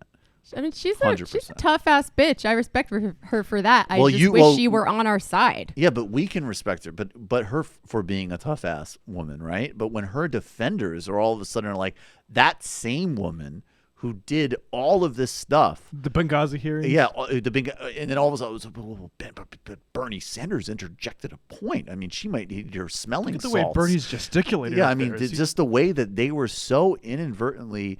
I mean, the people need to watch that in general. Like be anti-essentialist in your feminism as well. And my God, don't treat Hillary Clinton like a fucking like she's going to be on a fainting couch for having a debate. It's pathetic. No, that's ridiculous. But back one point to the Jeffrey Epstein thing, like Pizzagate is obviously crazy and untrue, but like there's a grain of truth to it. And I think the Catholic they Church bear will quite a demonstrate bit this. of responsibility. Mamma mia, menina pizza. For, kicking it off. And it's become like an extremely destructive thing in our politics. So maybe don't fly on the Lolita Express and then turn around and express shock and horror that this conspiracy theory is going around. And furthermore, Yeah, if totally. we've happened to attract any Pizzagators in the YouTubes with this clip, because we're going to clip this, maybe wonder why or what Posobiec and Mike Cernovich are hiding by not covering a story that should so obviously be on their beat. I mean, there's Indeed. even a Clinton angle of it. Yeah, and that's another thing. I mean, this is a story that I am sure if you dug into that story, it could probably implicate not only Democrats, but I mean, who knows? Ivy League professor, all sorts of people that you culturally signify against all day. Might end up, and you know what? That would be great. If you can get all the manifests to the Lolita Express, love to see them. Indeed. Whoever brings them forward. If you have an actual report, if it's real, I'll link to Breitbart if you bring that out. I mean, if Breitbart runs it, they're just going to post the Clinton stuff. No, totally. Exactly. Well, that's why I say if, because I never want to post to Breitbart, so I know I can easily avoid that. All right. We're going to touch on Brazil. Fernando Haddad is in New York now, and will be at the conference of progressive leaders that Bernie Sanders is organizing up in Vermont this weekend. And this is happening at a fast clip. Lula da Silva still imprisoned, and they've also some 22 people in Lava Jato related charges have been released from prison, even as he's still sitting there, obviously. Let's pivot back to him in a minute. But first, I want to really distill what's happening here. You have a foreign minister who has been appointed in the incoming Bolsonaro government who has called global warming a cultural Marxist plot. You have a new created Ministry of Citizenship headed by an evangelical who has claimed that black Brazilians are from some type of satanic tribe, I believe. You've heard all sorts of comments about from Bolsonaro's son saying they got rid of the communists in Indonesia. We could do that here. That's, of course, a campaign of mass government mafia U.S.-backed murder in the 1960s and 70s. And the Trump administration and John Bolton specifically, of course, could not be more excited to have a new circle of far-right governments that mirror Pinochet in the 70s in terms of giving their country away to Anglo multinationals, Amazon to be totally destroyed, public access resources to be stripped, austerity, destroying unions, everything that capital wants, along with neo-fascist authoritarianism. This is John Bolton greeting Bolsonaro here in Brazil. And just, I have to say, actually, think of this. In today's world, we do have national borders. We do have national pride. It's not all at all a negative thing, frankly. And I have to say, if you're Brazilian, regardless of where you are in your politics, aren't you embarrassed by this feeble, pathetic display from Bolsonaro, not even to a fellow head of state? This is a fucking national security advisor. Mr. President, very nice to see you. Look at this. He's saluting John Bolton. Very nice to see you. Because he knows that Bolton's his new boss. And not saying, like, look at that fucking idiot coming at me out of this SUV.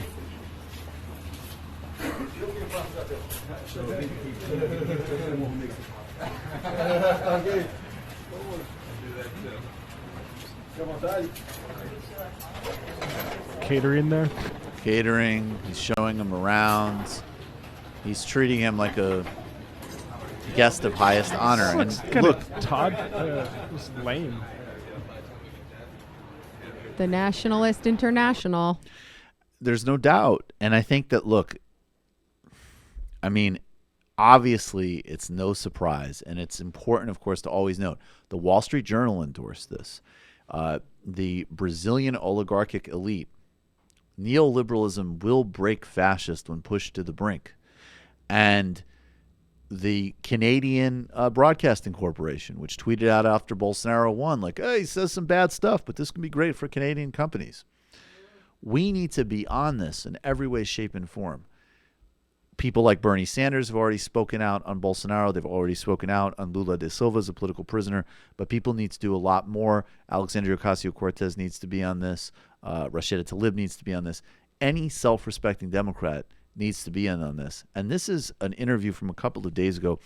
Noam Chomsky visited Lula da Silva in prison before the elections and rightly called him the most important political prisoner in the world today and noted his stamina and his energy in the context of his confinement. People ask me from time to time why Lula matters to me so much, and I've done a lot more coverage on him, particularly on TMBS. But let me just say, look, again, tens of millions lifted out of poverty, a policy that tried to strike a balance with positive relations everywhere from Iran to the United States and wanted positive relations to the United States, but as an example, refused to privatize all of Brazil's oil, refused to totally give away the store to Western corporations and U.S. foreign policy, which is obviously what Bolsonaro and the bankers and the petrochemical companies and the foreign policy elite of both parties wants. Lula had enormous social progress in terms of Afro-Brazilians, in terms of women in positions of leadership and so on, and also even in terms of some environmental policies with the Amazon. He is the most successful leader of the 21st century so far. And it's also a lesson about what capital will do and the just hatred that the elites have for someone that came from poverty and was a metal worker and was better than they are. And his treatment is a obscenity. He's an incredibly important political prisoner and a hugely accomplished person, and we should all honor that. This is Noam Chomsky explaining it to Amy Goodman. Talk about who exactly Bolsonaro is. Are you afraid that the country will descend into a military dictatorship? And where Lula stands in all this today? Well, let's start with Lula. There has been a long, slow, right-wing, what's often called soft coup. One step was impeaching the president, Dilma Rousseff, 2013. She was impeached on derisory charges by a parliament of thieves. The most dramatic vote for impeachment was, in fact, Bolsonaro's. When he voted for impeachment, he dedicated his vote to the chief torturer of the military regime, who in fact had been responsible for the torture of Dilma Rousseff herself. So that was his dedication when he voted for the ridiculous impeachment. It's a competitor for one of his most vile moments. There's plenty of competition.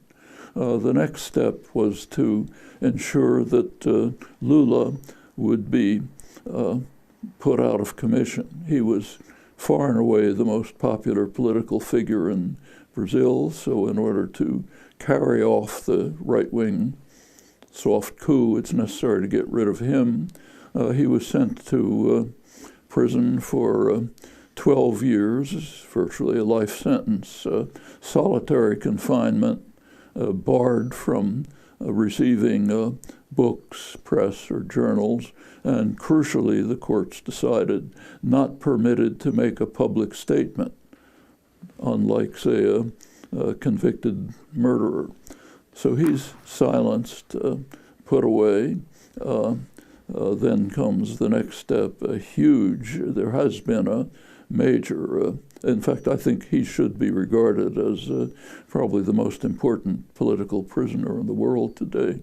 100%. And we need to stay on this. And the political imprisonment of Lula is connected with what you will see now, which is a full spectrum effort to criminalize the quote-unquote left in Brazil, which is essentially being determined as the 40 million people that voted for Fernando Haddad or didn't vote for Bolsonaro. And that includes bills to ban certain areas in the curriculum.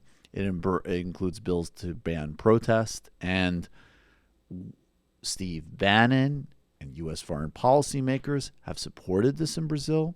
The Obama administration was complicit in the soft coup against Dilma. And this stuff is going to come back to us at home. If you look at polls, Republicans voters are in love with Jair Bolsonaro to the extent they know who he is. We live in a globally synchronized time, and you can't think of these things as in isolation from one another. So care for Brazil, have solidarity with Brazil and with Lula, but also see that this could be migrating right back here. What do you think it signifies that Haddad's coming up here to meet with Bernie and not Obama? Says a whole hell of a lot, doesn't it? And it also, by the way, it says a hell of a lot too, that like in the European context, former heads of state that are Obama's equivalent have all signed, like moderate, Zapatero, Hollande, Schultz, like they've all called for the freeing of Lula. This is like an absolutely, as well as, of course, leaders of Podemos just went to visit Lula. But in Europe, this is, even the centrists are supportive of this. Like, this is not controversial. And Barack Obama used to love Lula. He called him my guy and the most popular politician on earth when they first were spending time together. So it's atrocious. Obama should be speaking up on Lula, absolutely. I would only add that it really shows the limits of bourgeois democracy and electoral politics in just bringing about not even socialism, but social democracy for everyone to have a decent life. Like, there is a fundamental check on the power of electoral politics when the oligarchs and those with economic power can decide at any minute, no, we're actually going to take a democratically elected politician and put them in jail. So people need to be doing other things as well outside of the electoral system that have the power to oppose the power of these forces. I think that's true. And it was definitely what was historically possible when Lula was in office even, and Dilma was very different. And there's also, like, yes, but the broader point is that even you need to disarm the enemy so they can't come back on you.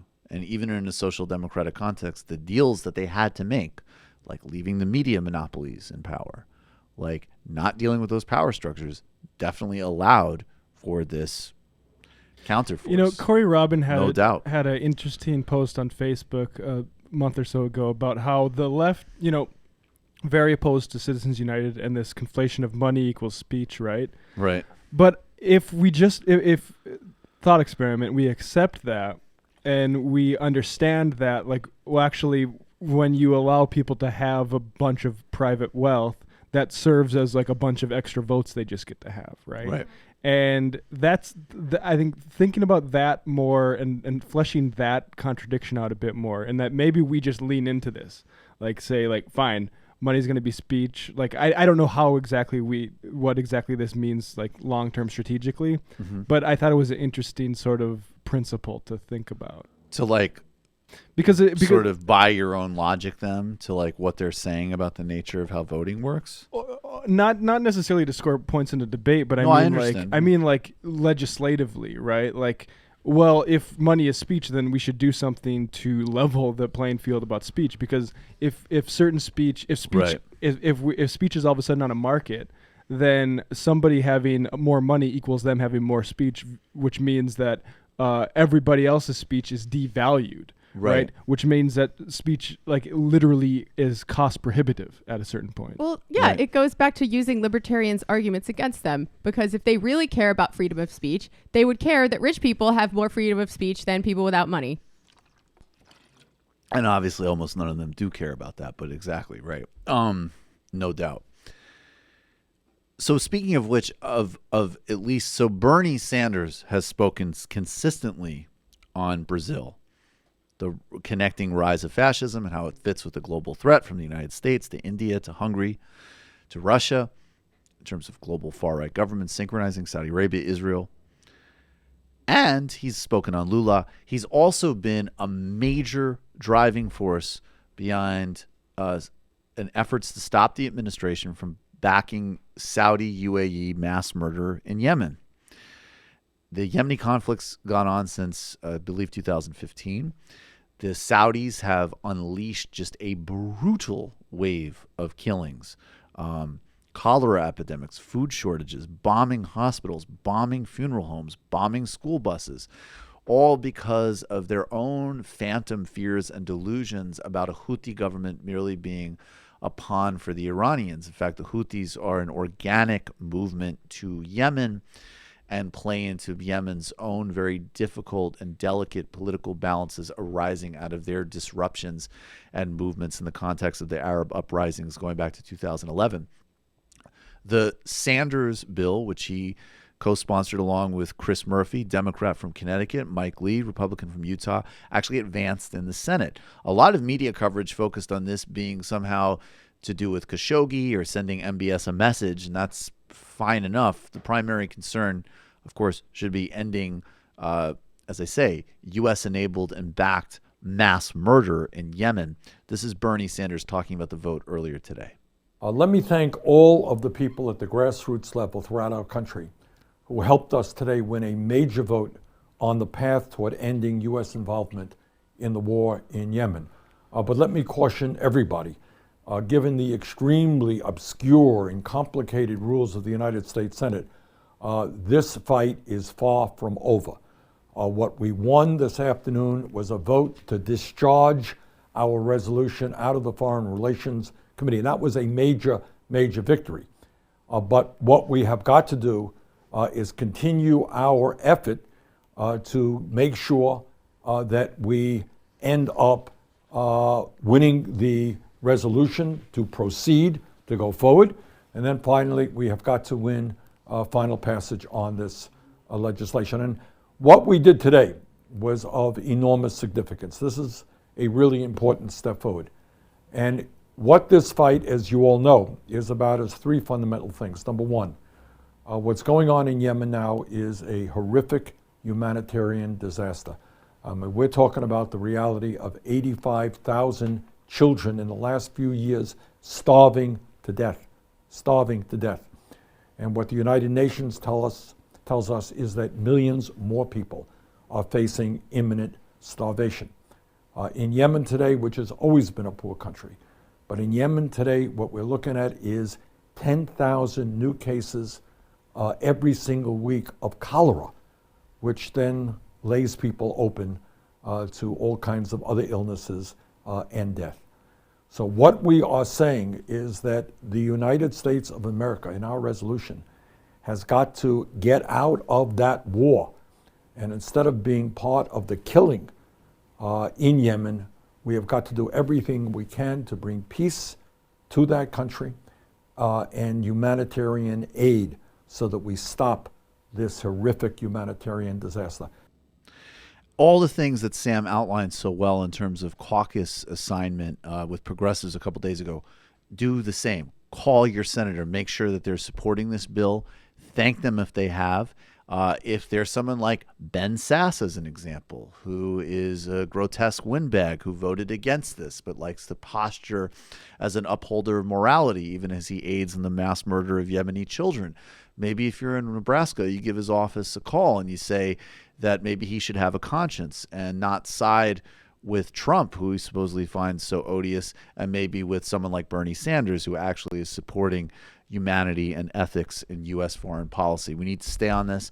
It needs to be very aggressive, and there is a possibility in terms of public sentiment. The forces of both Emirates and Saudi lobbying efforts, as well as, of course, all of the arms manufacturers like General Dynamics and Raytheon who are making a killing on this are what we're up against. And here's a list of the 37. Hyde Smith. Oh, okay. What a surprise.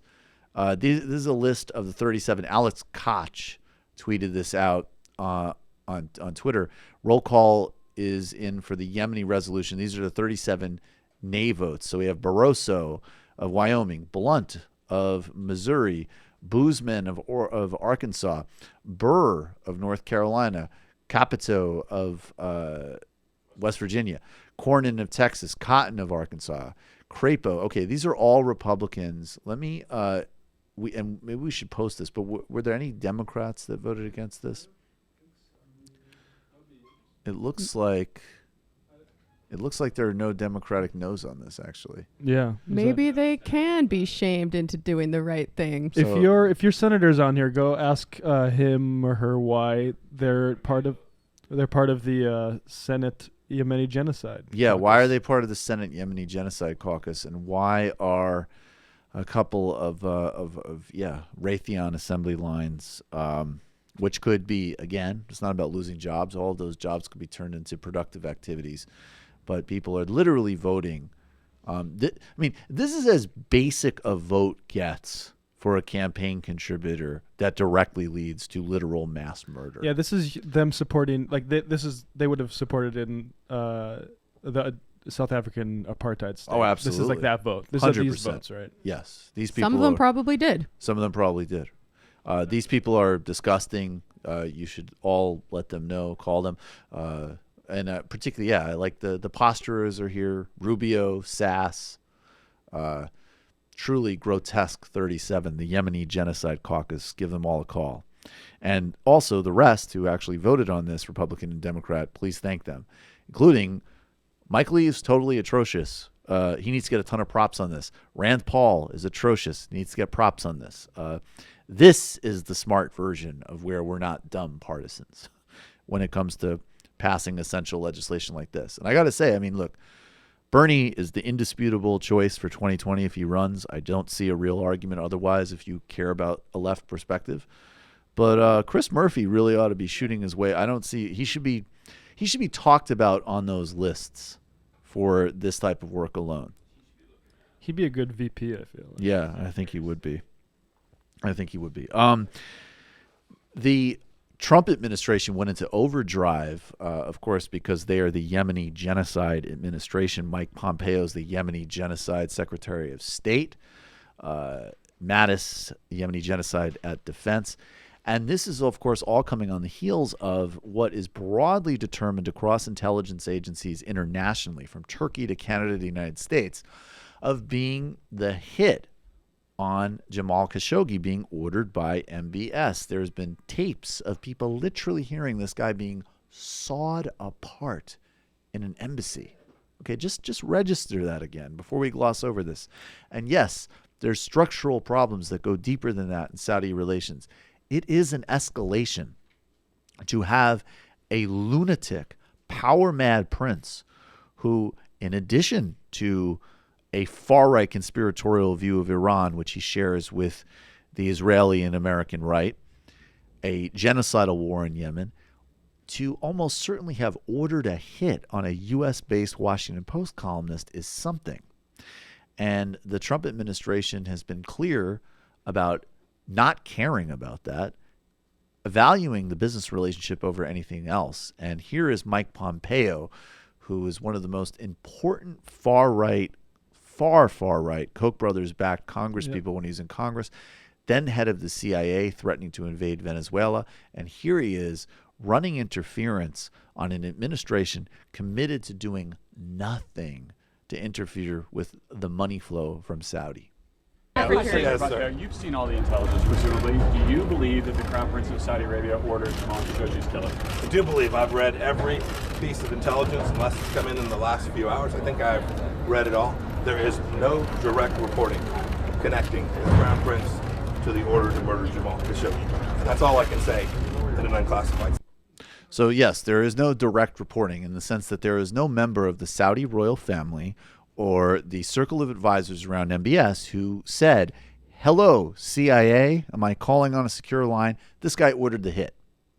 What we have is a team, a hit squad of people that were, some of whom were very close to him, deployed to Turkey, phone records showing calls between MBS's office and the hit team, and numerous other pieces of evidence. But I wish, if that evidentiary standard applied, then Mike Pompeo would be the biggest supporter of the Iran deal on the planet.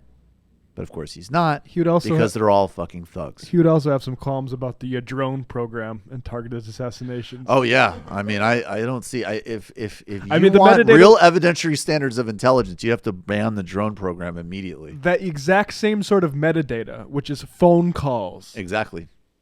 That's used to kill people.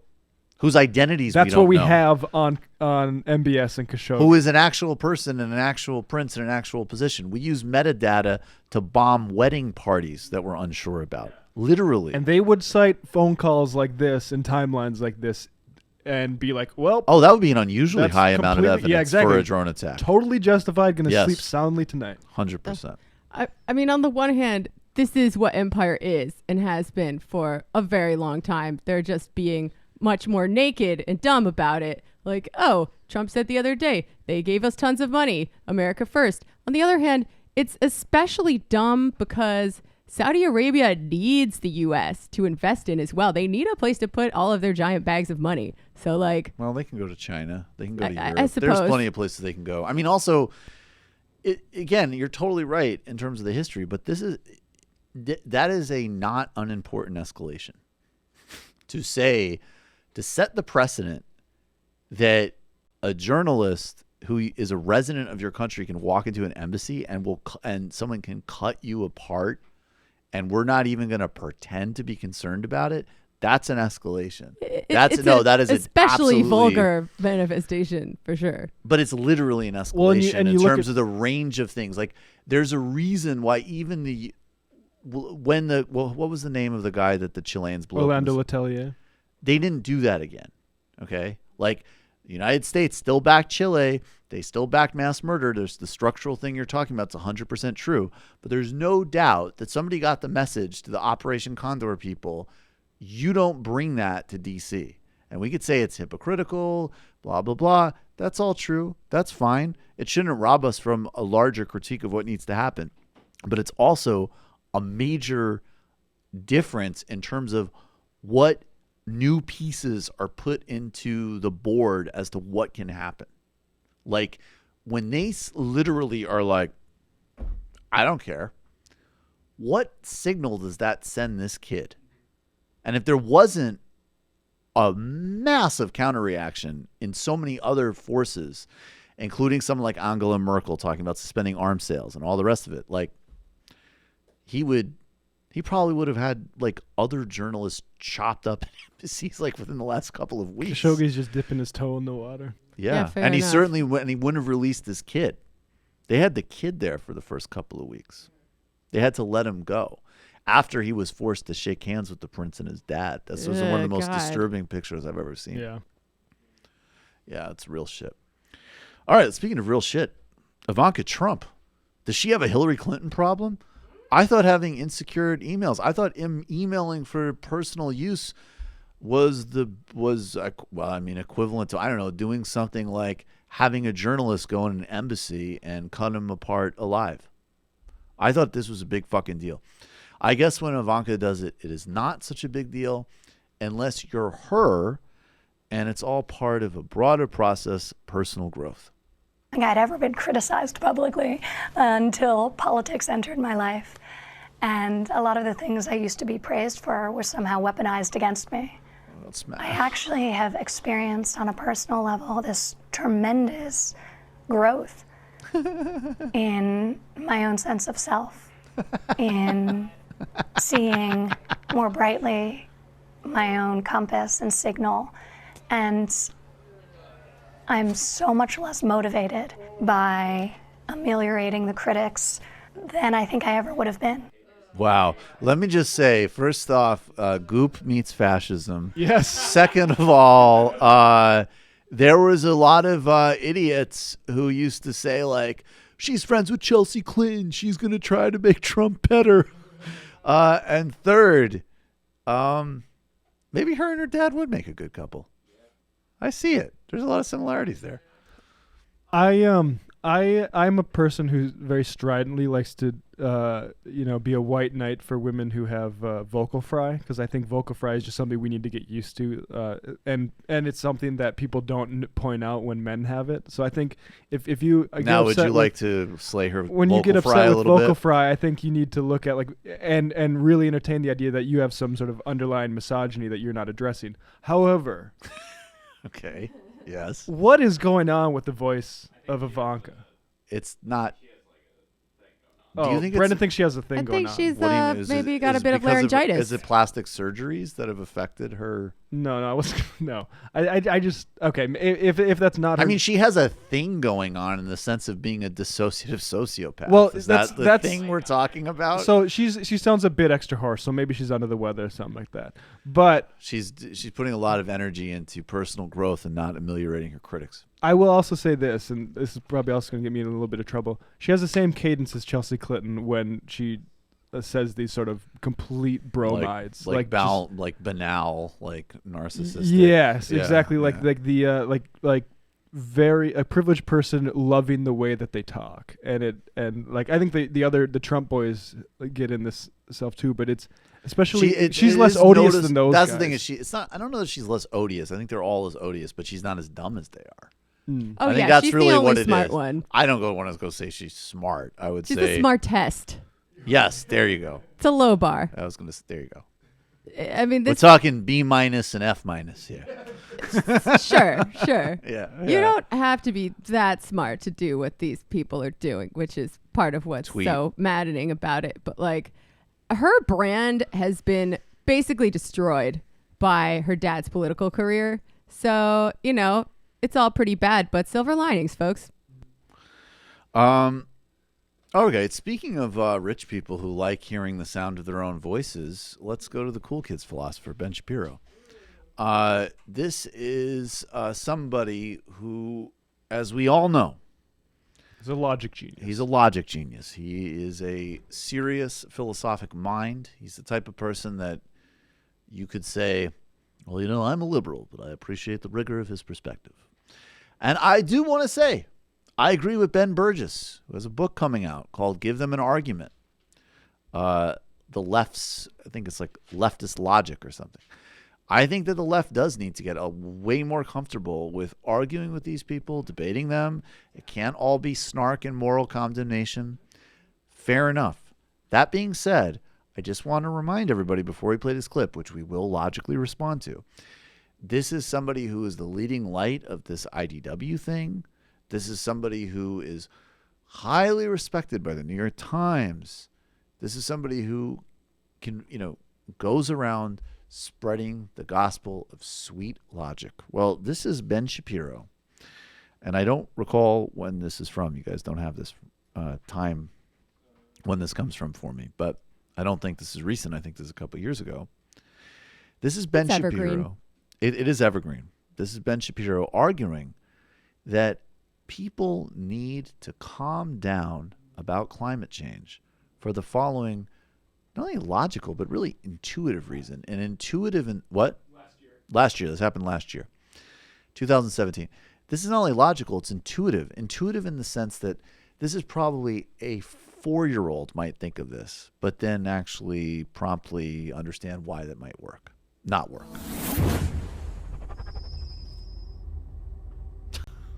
We have to include this ridiculous. So, right, so a couple of things. One, the subset of climate scientists is not all that large, so I really don't care what a doctor in biology has to say about climate change. He knows as much as I do. So it depends on what they have a doctorate in. That's going to be debatable, as we're going to find out. That's going to be debatable, and I'm also going to say ad hominem, if we can get into the nerd mode. Yeah, here, not right? really dealing with the argument. That is not an argument. That's poisoning the well yes, there, buddy. yeah. You better watch out. We're gonna monitor this very closely for fallacies. We're going to monitor this very closely. Go ahead. Right, so you're right. There are a lot of climate scientists and climatologists who have said that global warming is an absolute fact, and anthropogenic global warming is an absolute fact. They have very different measurements as to how large that effect is going to be. There is a broad range among climatologists, as far as I can tell. There is a broad range among the well over 90% of climatologists who say it is human caused, which he just said in a more fancy way a few seconds ago. And the debate ranges between absolute apocalyptically catastrophic to really bad, and we should urgently do something about it. Go ahead. Among how much the climate is going to actually change. Sorry, I just want to tack on. Probabilities work in a funny way, which is that there's a range of them. And what Ben Shapiro and Bret Stephens, the odious older version of him at the New York Times, always point out is like, well, some people say it might only be this amount of degrees, right? They don't point out that when you use probabilities like a lower end range, you have to also include the upper range estimate because it could be either way. That's what uncertainty is. That's what uncertainty. So in fact, the game of probabilities and uncertainties does not always just point to maybe miraculously 99% of climate scientists are wrong, and there's nothing wrong with pumping unlimited amounts of fossil fuel emissions into the atmosphere. It could also mean that the rate of the crisis is actually even faster than the consensus, and the types of massive global breakdowns and premature human deaths are going to happen at an even higher and faster rate than, as an example, a UN climate report might predict. That's how probabilities work. This is logic. And what is the direct impact of carbon emissions on that, given the fact that for the last 15 years there has been no global warming?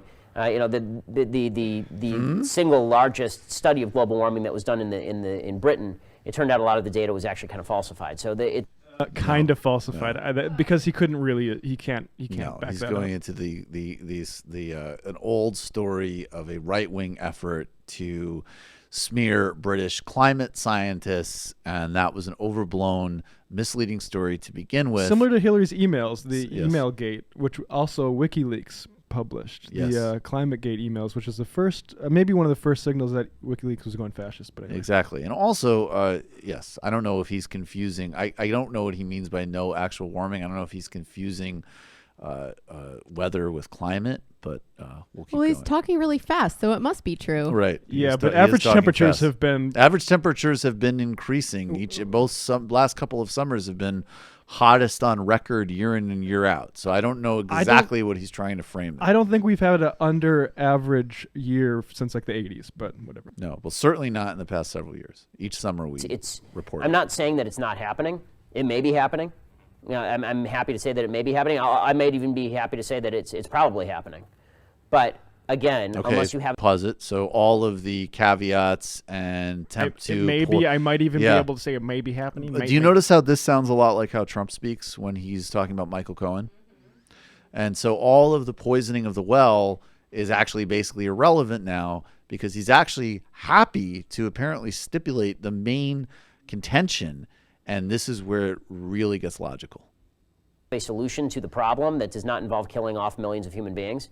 Or raising taxes. Taxes, right? No. And no, but this is I agree. But the problem is that if you're going to make, this is another issue where the demonization is significantly more important to the left than actually solving the problem, right? So everything. Ad hominem and projection. Yep. the left says about climate change is basically you're a climate change denier, therefore you're a fool. Well, yeah. Well, yes. Right? As opposed to, okay, maybe you're wrong about climate change denial, but here's also the pause solution it. that you're... I'm sorry. It isn't just the left. Facts In fact, don't care. This is a facts don't care about your feelings, because the prime people, look, if there was not anywhere near consensus science on climate change and anthropogenic contributions for it, I will totally concede that my intuition with my politics would lead me to think that pumping an unlimited amount of pollutants into the air is probably doing something to the earth that isn't good. But I wouldn't say you're a fool, like you're a fool for not accepting that, because I wouldn't have the grounds to say that. I'm not going to open up the GMO debate. I have a narrow critique of GMOs from an intellectual property point of view, but I might have concerns that are more broad about GMOs, which I know is not a scientifically validated concern. It's an intellectual bias that I have that I could be right about, but I could be wrong about. But you're not a fool for thinking I'm wrong. The people saying you're a fool for thinking climate change isn't happening aren't leftists. It's those who do climate science. And it's because we know who paid for the arguments you believe. And precisely. But here's the solution that you're ignoring. Where's the solution that's being ignored? Right? I'm sorry, it's not Holocaust denial. The use of the language denier is pretty ridiculous on its face, considering that 30 years ago they were claiming there was going to be a grand... So now the defense is he's not don't call me the same as a Holocaust denier? Yeah, now the defense is standpoint epistemology, I believe, which is a thing he also dislikes. Standpoint epistemology and bizarre non sequitur. I am offended by this anti-Semitic turn of phrase. And ice age that was going to freeze us all to death. So, I'm willing to wait for the evidence to come in, especially given the fact that we don't have a good solution for it at this point. Pause it. We have plenty of great solutions for it. We have solutions like stopping mass deforestation. Norway just banned it. We have work that has actually advanced pretty well in Europe and is starting to advance in China on upgrading energy fleets, on rapidly deploying new renewable technologies. We even have a debate, which I'm on one side of, but is a debate that maybe we can have on nuclear power. There is a debate about re-engineering the United States so that we have more density and better public transportation systems and people aren't dependent on cars. There is literally thousands of smart ideas from the activist, governmental, and private sector, which are being implemented, particularly in the European Union, China, but even actually also India, where they've rapidly deployed solar panels. Yeah, people are already dying in cities in India because it's too hot there. So. Oh, and also as far as people dying, I'll just stipulate that in fact, people already are losing their homes and dying prematurely because of causes related to climate change, like air pollution and overheated cities. Back to Ben. Once there's a plausible solution that the left actually wants to propose, we can talk about costs and benefits of it. But I also have to understand what exactly is the real imminent threat to human life. I mean, the idea that the gradual rise of sea levels is going to kill hundreds of millions of people it's just fantasy. It's just fantasy. It's not going to kill.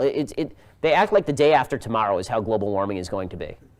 Right, like the giant wave is going to sweep in, and then the next morning it will freeze, and all of New York will be under ice, and Dennis Quaid and Jake Gyllenhaal will be trying to fight their way through it. That's not how global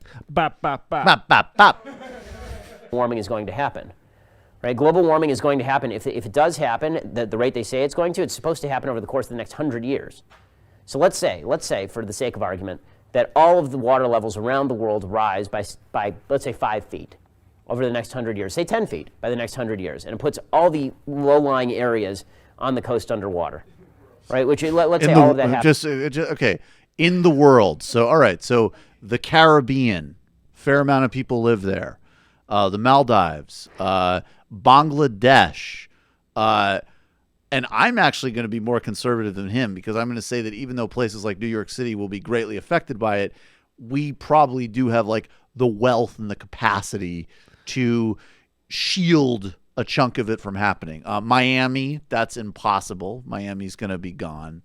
So, okay, we're actually going to stipulate that several countries and, I don't know, hundreds, dozens conservatively of major metropolitan areas are going to be underwater. Yeah. Okay.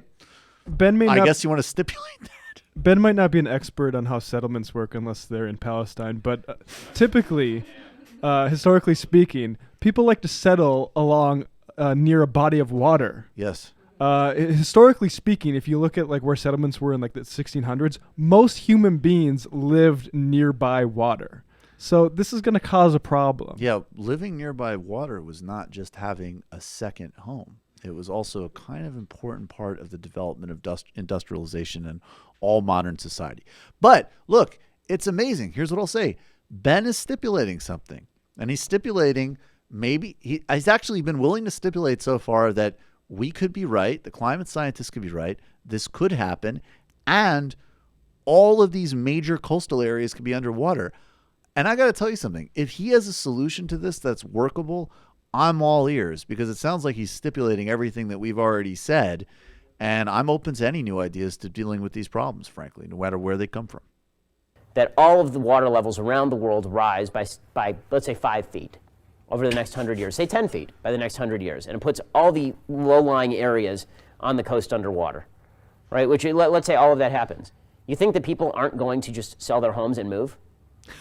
It's not like it's all going to happen at once. Like there's just a big tsunami that comes and wipes out everybody. So human beings have a way of adjusting. Okay. Wow. Human beings have a way of adjusting. So that is logic and facts, kids. And economics. And economics. Yeah, they're going to sell their increasingly underwater homes. First, what you do is you flip your house that's underwater. You believe that? I got a house in Miami to sell you. Yeah. Hey, let me tell you something. I'll give you a deal. Look, I don't want to make a loss on it. I got a beautiful beachfront home. It's underwater. Don't worry about it. You could swim around the fucking house. The whole thing's a bathtub for you. Competition would start kicking in. Competition would start kicking in. Okay. So first, the people that have beautiful beachfront properties will somehow miraculously be able to flip them and move, even though the houses are underwater. Other people will buy them. This is why they want to attack higher education, because you need dumb people to sell your McMansion to. Yes, exactly right. You need to like, oh, I'll move in there. Just so long will it protect me from the caravan if I buy your underwater home, Mr. Shapiro? Okay, so then that will happen.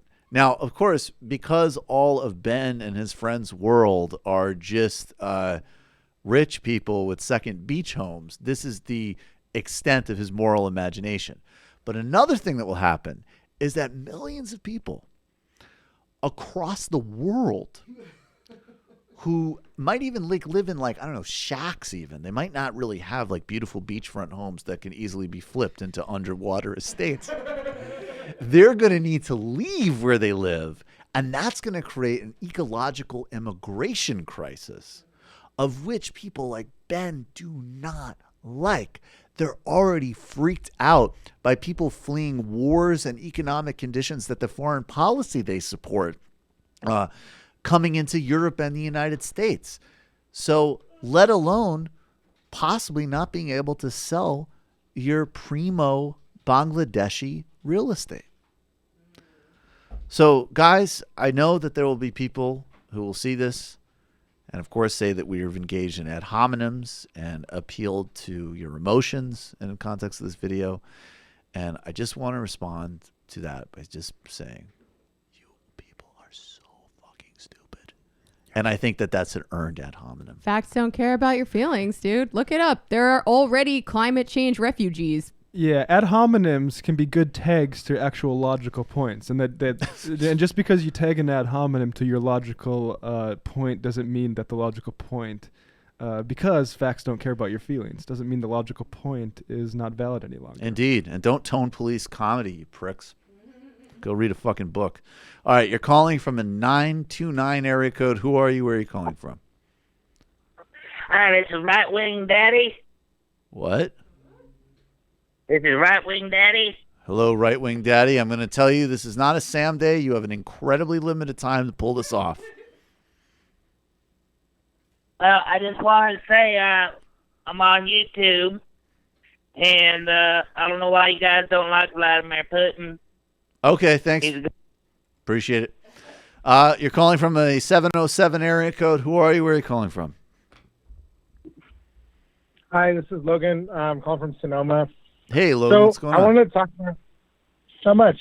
So I wanted to talk about some of the kind of economic nationalism ideals that are being pushed forward. I just watched. I have several conservative friends, and one of them sent me Steve Bannon's talk at Oxford. Mhm. So it's actually fairly interesting. I mean, I definitely don't agree with Bannon on a lot. I watched but some of if that. you look at what happened, yeah, it's good. Yeah, at the And then I Oxford also Student saw- Union. Yeah, and then I saw, I think it's the Ohio senator talking about the new bill that he's putting, Sherrod Brown talking about the new bill that he's putting before Congress or before the Senate to incentivize the buying of American-made cars. I just am a little bit concerned that there's a risk that as we rebuke Trump largely, we've missed some of the kind of economic nationalist things that we do like, or maybe we do like, of trying to bring better jobs here, trying to increase possibilities for working class people to increase their equity, increase the amount of money that they make to buy homes. And I hope that Democrats going forward start pursuing those actual policies. And what's happened with Trump is that the promise was great. The promise of bringing jobs back and giving people their wages correctly, or, you know, good wages for manufacturing jobs was a great promise, but the actions are terrible, right? Decreasing taxes on wealthy people, attacking unions, all these kinds of things. And so I think Democrats need to work with that promise and then start providing the solutions better. And I don't know, I think that there's some opportunities maybe as Democrats gain control of Congress to start passing some bills that work in that direction.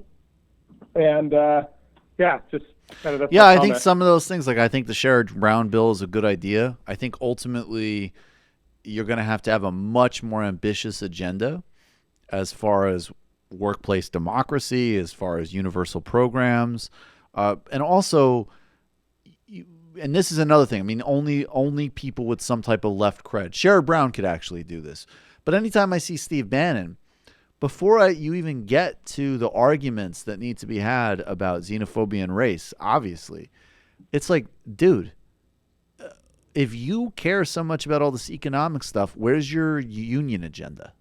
Like, I don't know what the fuck you're talking about, because most of what it boils down to is actually a different version of the same argument of old trickle down, which is that we have gutted so many standards that there's some jobs that are returning in, very, not desirable sectors. Like, we're not transferring people. And we're also not saying a lot of the jobs of the future are going to be in things like home health care and retail, and not saying, well, why aren't those unionized so those can be middle-class jobs just like anything else? There's nothing magical about blue-collar jobs that made them middle class. It was because of union struggles and policy. So Bannon's full of shit with regards to that stuff. Honestly, if Bannon actually combined like a legit economic agenda with his xenophobia, it would be terrifying.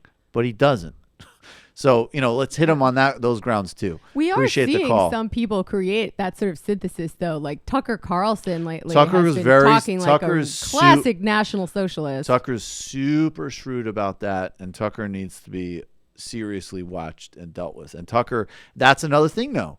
It is correct to say that Tucker is promoting xenophobia. Absolutely. It's not sufficient. He's tapping into things that need to be seriously dealt with, and he is doing that well. Yeah. But same principle applies. Tucker, where are your segments on card check? Yeah. Where are your segments on global labor standards? Where are your segments on breaking up corporate monopolies? Unless it's Amazon and you could shift it into a Trump thing. At the end of the day, because these people are still Republicans and right-wingers, even if they're doing smart tabloid shit, they don't have any real agenda, because that's going to run headlong into, at the end of the day, what the oligarch policy is. You're calling from a 478 area code. Who are you? Where are you calling from? Michael, this is Jeff from Georgia. Howdy. Howdy. How you doing, Jeff?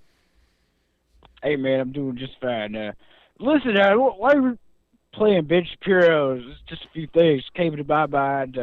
Don't know if people are interested, but when I was a kid in the 90s, the received wisdom that I got was something like, after the oil shocks of the 70s caused huge problems in the economy, the real problem was that oil was eventually going to get too expensive for us to use in the same ways that we do now, and so like that's why transitioning was incredibly important. That was the received wisdom that I got when I was just a teenager in the 90s, you understand. And I don't know if some people in the audience may still have kind of this conception that this is going to be a problem, and unfortunately it's not. That's kind of the bigger problem, because at the end of it all, a lot of this shit, it just needs to stay in the ground.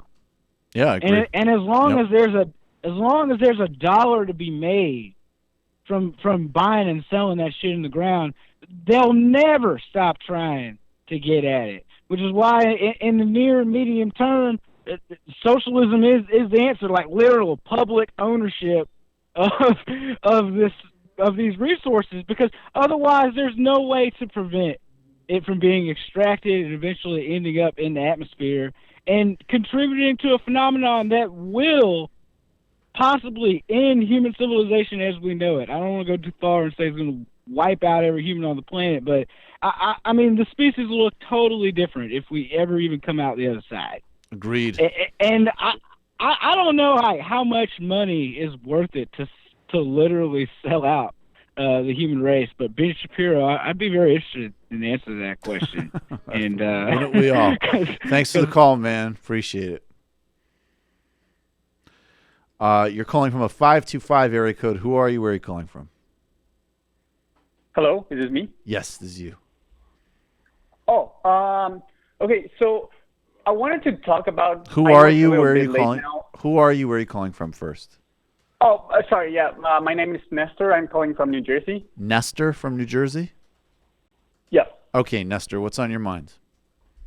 I wanted to talk about elections and this whole deal with Republican policies that sort of disenfranchise voters, etc. And the reason why I wanted to talk about it is because, I'm originally from Mexico, so as you may know, we have had some problems for the past century with actual electoral fraud, right? Right. Yeah. And so, one of the favorite Republican policies is obviously we need to pass voter ID laws because people are voting illegally or whatever. Yep. And I understand why that is sort of I understand the underlying bad intentions behind that. But at the same time, in Mexico, we after the 94 election, I think it was, we created a nonpartisan independent electoral commission with mandated voter ID. And honestly, it worked much better for us. For example. So so I'm sorry because we're running tight. Look, it's hard because just not. Yeah, we have a totally different conditions in the United States, and there is no voter fraud here. It's literally I don't have the stat in front of me, but I think it's one documented case in years, and that case might have even been an accident. There is no voter fraud problem. That's not how elections are won here. They're won by suppressing the vote. So we just got to look at the conditions we're in, and voter ID might be, voter ID is a tool of voter suppression. And maybe you could say, I don't know what an alternative would be. Maybe you could say your license or whatever. But the bottom line is there just needs to be national pre-clearance so everybody can vote here, because that's just the conditions we're in. I appreciate the call, man. Thank you. All right. Because it's just too. I'm sorry. I'm not trying to be rude. It's just a totally different reality here. Few different IMs before we leave. New human. Everybody thinks the FBI was after Tony, but the entire time they were building a terrorism case against AJ ever since he read Howard Zinn and started talking about Columbus. That was a good arc. Winnipeg Craig, the Krasensteins wrote a book. Matt takes patron money to read other people's books. So who's the real grifter? If it's Matt versus the Krasensteins, I'm choosing the Krasensteins every time. I mean, I'm not taking the money to read other people's books. I would read the books regardless. I'm taking the money to do a podcast. Indeed. So suck it. So suck it. Doing a literary podcast, so suck it. Madison, can I get some book recommendations on getting into socialist economics? I'm going to say to start with really basic. Subscribe to Economic Update, Richard Wolff on YouTube, Economic Update on the podcast, and listen to, on podcast form, David Harvey's lectures on capital. And I don't know. There's a book. It's like a global reader from Marx to Gramsci to Castro, I think it's called, that will give you a good global overview on it. A book that we use sometimes in DSA political education that comes highly recommended is Socialism Seriously, A Brief Guide to Human Liberation. And I haven't read it, but it's supposedly very accessible and very good. Also, I like to tell people to read the illustrated introduction to Marx's Capital by David Smith. And look out for Bhaskar Sunkara has a book coming out soon on socialism, which is going to be great. I don't know if it's been released yet, but we'll be talking about that soon for sure. Yeah, those are all good places to start. Matt, you got any Marxist economics? I'm actually this is a little bit more specialized, but a friend of TMBS and friend of MR, Harvey K, has a book on the history of it's called the British Marxist Economists. And that's a fascinating history book of British Marxist theory and how it fed into broader theories of industrial development and feudalism. And it's a pleasure read. Harvey K, great writer. It's 4:20 somewhere. Yo, Michael, don't read this out loud, but MR and Jimmy Dore are tied with 114 subs. Competition would start kicking in. It's time to rally the troops to get us to 420 first. Push us over, people. Don't boo. Subscribe. Don't boo. Subscribe. Send Rod Placone your Lavaggiano t-shirt tweet as a joke. But you got to subscribe. No, don't do that. Don't. I feel bad for Rod Placone. Yeah, he's just there. Yeah. Although, God, they should never live down that fucking Lavaggiano. Yeah, it's bad, guys. Come on. Yeah, that was bad. And TYT needs to do some follow-up coverage on Brazil and Lula, guys. Come on. Yeah, and I mean, maybe I'm not. Whatever. Lula Livre. Marxist Manny. Did you all know that Michael's writing a book for Zero Books? Yes, I did, and it's first draft almost done. It's getting close.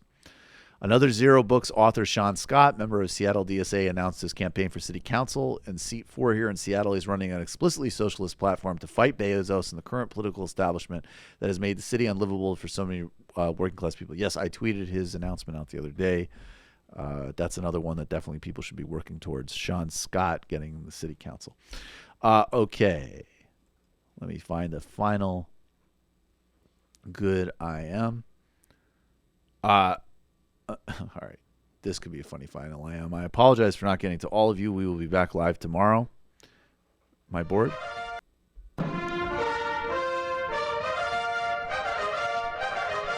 Let me end with a little red meat here.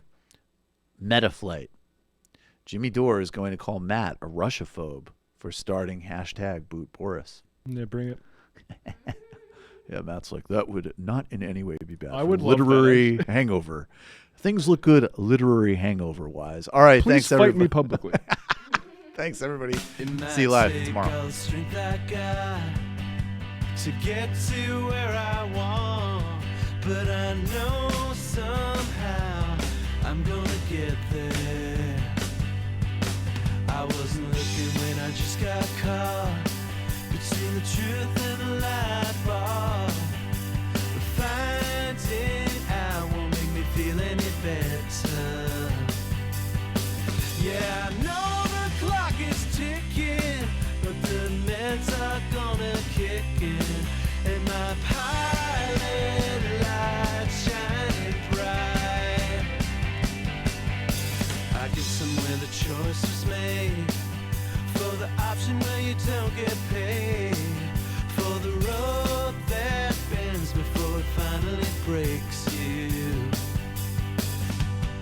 Guess somehow I lost my drive between the 101 and the 5. Do you know how far the detour takes you?